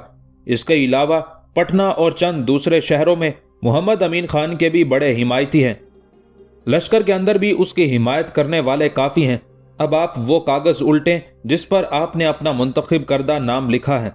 मोहम्मद शाह जब तक बोलता रहा, मेहर परवर मुस्कुराते हुए उसकी तरफ देखती रही, फिर गहरे तबस्सुम में कहने लगी, बच्चे, अब इस कागज की तह खोलने की जरूरत ही नहीं है, इसलिए कि वो नाम तो तुमने खुद ही कह दिया है। उसके साथ ही मोहम्मद शाह ने झपट कर तय किया हुआ वो कागज उठाया। जब उसकी तह खोली तो उस पर मोहम्मद अमीन खान का नाम लिखा हुआ था। थोड़ी देर तक कागज पर लिखे नाम को देखते हुए मोहम्मद शाह मुस्कुराता रहा, फिर मेहर परवर की तरफ देखते हुए कहने लगा, अम्मा, कसम खुदाबंदे कुद्दूस की, آپ کے فیصلے نے جہاں میرا دل خوش کر دیا ہے وہاں مجھے قلبی طور پر ایک آسودگی اور روحانی طور پر طمانینت بھی حاصل ہوئی ہے۔ مہر پرور نے محمد شاہ کی پیٹھ پر ہاتھ پھیرا، کہنے لگی، بیٹے میں خود بھی تمہیں نصیحت اور وصیت کروں گی کہ کسی کے ہاتھوں میں مہرہ بن کر حکومت نہ کرنا، کسی کے ہاتھوں کا کھلونا بن کر فیصلے نہ کرنا، کسی کے سامنے دب کر ایسے کام نہ کرنا جس میں خداوند قدوس کی ناراضگی ہو۔ میرے بچے وہ کام کرنا جس میں کائنات کے مالک کی رضامندی ہو۔ اگر وہ خوش ہے تو ساری دنیا بھی تمہاری مخالف ہو جائے تو تمہارا کچھ نہیں بگاڑ سکتی۔ اور میرے بچے اگر تم ساری دنیا کی حمایت حاصل کرنے میں کامیاب ہو جاؤ اور تمہارا خالق، تمہارا مالک اور تمہارا خدا تم سے خوش نہ ہو تو پھر اس کی گرفت، اس کے عذاب، اس کی پکڑ سے تمہیں کوئی بچا نہیں سکے گا۔ لہٰذا اللہ کا نام لو، محمد امین خان کو وزیر بنا دو، باقی معاملات اپنے اللہ کے سپرد کر دو۔ یہ کام کیونکہ تم نیک نیتی اور خلوص سے کر رہے ہو، لہٰذا مجھے امید ہے کہ تمہارے دشمنوں کے مقابلے میں کائنات کا مالک یقیناً تمہاری حمایت اور مدد کرے گا۔ مہر پرور کے ان الفاظ پر محمد شاہ کی چھاتی تن گئی تھی، گردن سیدھی ہو گئی تھی، دونوں ہاتھ آگے بڑھائے، مہر پرور کے دونوں ہاتھ اپنے ہاتھوں میں لے کر انہیں بوسہ دیا، پھر اٹھ کھڑا ہوا اور وہاں سے نکل گیا۔ وہاں سے نکلنے کے بعد جو سب سے پہلا کام اس نے کیا وہ یہ کہ اس نے امین خان کو اپنا وزیر بنانے کا اعلان کر دیا تھا۔ ہندوستان کا وزیر بننے کے بعد محمد امین خان ایک روز اپنی حویلی میں بیٹھا ہوا تھا کہ حویلی میں جودھ پور کا راجہ اجیت سنگھ، اس کی رانی بشن کماری اور بچپن سے شباب کی حدود میں داخل ہوتی راجکماری پاربتی دیوی داخل ہوئی تھی۔ محمد امین خان اور اس کے اہل خانہ نے تینوں کو حویلی میں داخل ہوتے دیکھ لیا تھا۔ جب وہ ان کا استقبال کرنے کے لیے اٹھے تب اجیت سنگھ بشن کماری اور پاربتی کے پیچھے ہی پیچھے بنارس کا راجہ منسارام، اس کی رانی گورسیا دیوی اور بیٹی اروما دیوی ایک ساتھ داخل ہوئے تھے۔ محمد امین خان، اس کے بیٹے فیروز مرزا کے دونوں بیٹوں عباد الدین، کاورد خان اور علی مردان کے بڑے بیٹے شرف الدین نے آگے بڑھ کر ان کا استقبال کیا تھا۔ پھر سبھی دیوان خانے میں جا کر بیٹھ گئے۔ اس موقع پر محمد امین خان نے جودھ پور کے راجہ اجیت سنگھ کی طرف دیکھا، پھر کہنے لگا، اجیت سنگھ، میرے خیال میں عورتوں کو زنان خانے میں بھیج دو۔ اجیت سنگھ نے اس موقع پر غور سے محمد امین خان کی طرف دیکھا، پھر بول اٹھا، آپ کا کہنا درست ہے، لیکن فی الحال ان کا یہاں بیٹھنا ضروری ہے، اس لیے کہ میں اور میرے اہل خانہ ایک انتہائی اہم موضوع پر گفتگو کرنا چاہتے ہیں۔ آپ کے پاس آنے سے پہلے وہی گفتگو میں اپنے رفیق بنارس کے راجہ منسارام، ان کی پتنی گورسیا دیوی سے بھی کر چکا ہوں۔ اب اس معاملے کو آخری شکل دینے کے لیے یہاں آپ کی خدمت میں حاضر ہوا ہوں۔ جودھ پور کے راجہ اجیت سنگھ کی اس گفتگو کے جواب میں محمد امین خان تھوڑی دیر تک اس کی طرف جستجو بھرے انداز میں دیکھتا رہا، اس کے بعد اسے مخاطب کیا، اجیت سنگھ، کھل کر کہو کیا کہنا چاہتے ہو۔ اگر تم کسی معاملے کا فیصلہ کروانا چاہتے ہو تو میرے بس میں ہوا تو ضرور کروں گا۔ اجیت سنگھ جواب میں سنبھلا، اپنی نشست پر پہلو بدلا، اس کے بعد وہ کہہ رہا تھا، محترم امین خان، آپ جانتے ہیں فرخ سیر کے مرنے کے بعد میری بیٹی بیوہ ہو چکی ہے۔ فرخ سیر کے ساتھ جب میری بیٹی کی شادی ہوئی تو اس کے تھوڑے ہی دیر بعد ان بادشاہ گروں نے فرخ سیر کا خاتمہ کر دیا۔ اب فرخ سیر اور محمد شاہ کی دادی مہر پرور کی مہربانی سے آپ کے ہمسائے میں رہائش کے لیے میری بیٹی کو حویلی مل گئی، وہ اسی حویلی میں قیام کرنا چاہتی ہے۔ آپ یہ بھی جانتے ہیں کہ فرخ سیر سے شادی کرنے کے بعد اس نے اسلام قبول کر لیا تھا اور اپنا نام گوہر آرا رکھ لیا تھا۔ اب جب کہ فرخ سیر نہیں رہا، وہ بیوہ ہو چکی ہے، تو ہم اس پر یہ تو زور نہیں ڈالتے کہ وہ اپنا دھرم تبدیل کرے، گوہر آرا ہی رہے، لیکن کم از کم ہمارے ساتھ جا کر جودھ پور میں قیام تو کرے۔ وہ دہلی سے جانا نہیں چاہتی، جو مہر پرور نے اسے حویلی دی ہے اسی میں رہنا چاہتی ہے۔ اب آپ بتائیں، اتنی بڑی حویلی میں میری بیٹی اکیلی کیسے رہ سکتی ہے؟ اجیت سنگھ کے خاموش ہونے پر محمد امین خان اس کی طرف دیکھتے ہوئے کہنے لگا، کیا اس موضوع پر تم نے گوہر آرا سے بات کی؟ اگر کی ہے تو کب؟ اجیت سنگھ دکھ بھرے انداز میں کہنے لگا، وہ مجھے اپنے شوہر کا قاتل سمجھتی ہے، اس لیے کہ اس وقت میں بادشاہ گروں کے ساتھ ایسا نہ کرتا تو وہ میرا خاتمہ کر دیتے، لہٰذا میری بیٹی مجھ سے خفا لگتی ہے۔ میں نے گزشتہ دن اس موضوع پر اس سے گفتگو کی تھی اور اس پر زور دیا تھا کہ وہ ہمارے ساتھ جودھ پور چلے، لیکن وہ جودھ پور جانے کے لیے تیار ہی نہیں ہے، الٹا یہ چاہتی ہے کہ ہم اس کی چھوٹی بہن راجکماری پاربتی دیوی کو بھی اس کے پاس دہلی میں چھوڑ دیں اور وہ آپ کے ہمسائے میں جو حویلی ملی ہے اس میں رہے۔ اس طرح اس کا خیال ہے کہ وہ دونوں بہنیں اس حویلی میں۔ اجیت سنگھ کو رک جانا پڑا، اس لیے کہ اس کی بات کاٹتے ہوئے امین خان بول اٹھا تھا، اجیت سنگھ، اس موضوع پر تمہاری بیٹی گوہر آرا مجھ سے بھی بات کر چکی ہے، ہمیں فخر ہے کہ وہ ہمارے ہمسائے میں آ گئی ہے، وہ ایک اچھی اور بڑی سعادت مند بچی ہے، इस वक्त भी वो मेरे जनान खाने में बैठी हुई है। जो गुफ्तगू तुमने उससे की थी उसकी सारी तफसील उसने मुझसे कही थी। वो पक्का और पुख्ता इरादा किए हुए थी कि वो दिल्ली से नहीं निकलेगी। उसका कहना था कि दिल्ली में उसके शोहर फर्रुख सियर की कब्र है। तुम पर यह भी इंकशाफ करूं कि वो रोजाना नहीं तो एक दिन छोड़कर हुमायूं के मकबरे में अपने शोहर फर्रुख सियर की कब्र पर जाती है, फूल चढ़ा कर आती है। मैं समझता हूं तुम गोहर आरा पर जोर ना डालो और कोई काम उसे उसकी मर्जी के खिलाफ करने पर मजबूर ना करो। अजीत सिंह मुस्कुराया, फिर मोहम्मद अमीन खान की तरफ देखते हुए कहने लगा, आपने भी वही फैसला दिया जो मेरी पत्नी बिशन कुमारी देती है। बिशन कुमारी चाहती है कि गोहर आरा के साथ ये खुद और राजकुमारी पार्वती देवी दोनों रहें। अजीत सिंह मजीद कुछ कहना चाहता था कि बेपनाह खुशी का इजहार करते हुए मोहम्मद अमीन खान बोल उठा था, अजीत सिंह, ये तो बहुत अच्छा फैसला है। तुम अपनी पत्नी बिशन कुमारी राजकुमारी पार्वती को यहीं गोहर आरा के पास रहने दो और खुद जोधपुर जाकर नज्मो नस्क संभाल लो। मेरे ख्याल में इसमें कोई हर्ज नहीं है।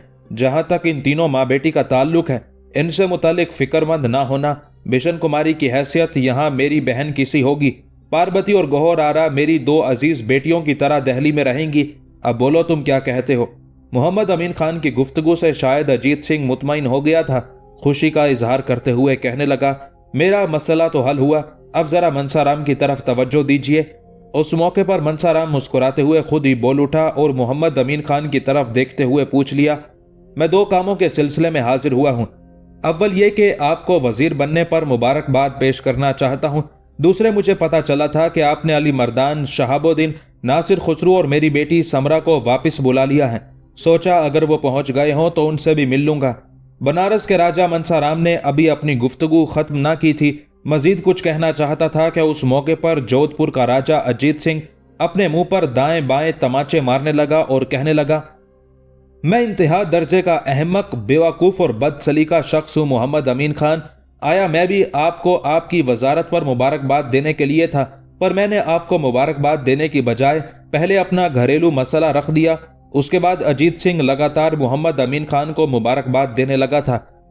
अचानक मोहम्मद अमीन खान संजीदा हो गया, फिर अपने पोते कावर्द खान की तरफ देखते हुए कहने लगा, कावर्द खान, जरा उठकर जाना, गोहर आरा इस वक्त जनान खाने में है, उसे बुला कर लाओ। इस पर कावर्द खान उठकर दीवान खाने से निकल गया था। थोड़ी देर बाद लौटा। उसके पीछे पीछे मरने वाले बादशाह फर्रुख सियर की बेवा और जोधपुर के राजा अजीत सिंह की बेटी दाखिल हुई थी। दरवाजे पर आते ही उसने सबको सलाम किया, फिर आगे बढ़कर अपनी माता बिशन कुमारी के पास हो बैठी थी। उसके बाद मोहम्मद अमीन खान ने उसके सिलसिले में जो दीवान खाने में गुफ्तगू हुई थी उससे उसे मुत्तला कर दिया था। उस गुफ्तगू पर गोहर आरा बेहद खुश हुई। फिर अपने बाप अजीत सिंह को मुखातिब करके कहने लगी, पिताजी, अगर जोधपुर में आप मेरे बाप हैं तो यहाँ दिल्ली में मोहतरम अमीन खान मेरे बाप और मेरे निगरान हैं। अगर आप मेरी माता, मेरी बहन राजकुमारी पार्वती देवी को मेरे पास छोड़कर जाते हैं तो आप उन दोनों बल्कि हम तीनों से मुतालिक अपने दिल में किसी परेशानी और तशवीश को जगह ना दीजिएगा। मैं आपको यकीन दिलाती हूँ, जिस तरह हम जोधपुर में महफूज होंगे इसी तरह यहाँ भी महफूज रहेंगी। आपको फिक्रमंद होने की जरूरत नहीं है। गोहर आरा की उस गुफ्तगू के जवाब में मोहम्मद अमीन खान कहने लगा, अजीत सिंह, अब फैसला हो गया, तुम जोधपुर चले जाओगे। ये तीनों माँ बेटियां हमारे साथ वाली हवेली में रहेंगी और इनकी हिफाजत तुम्हारे नहीं, अब हमारे जिम्मे है।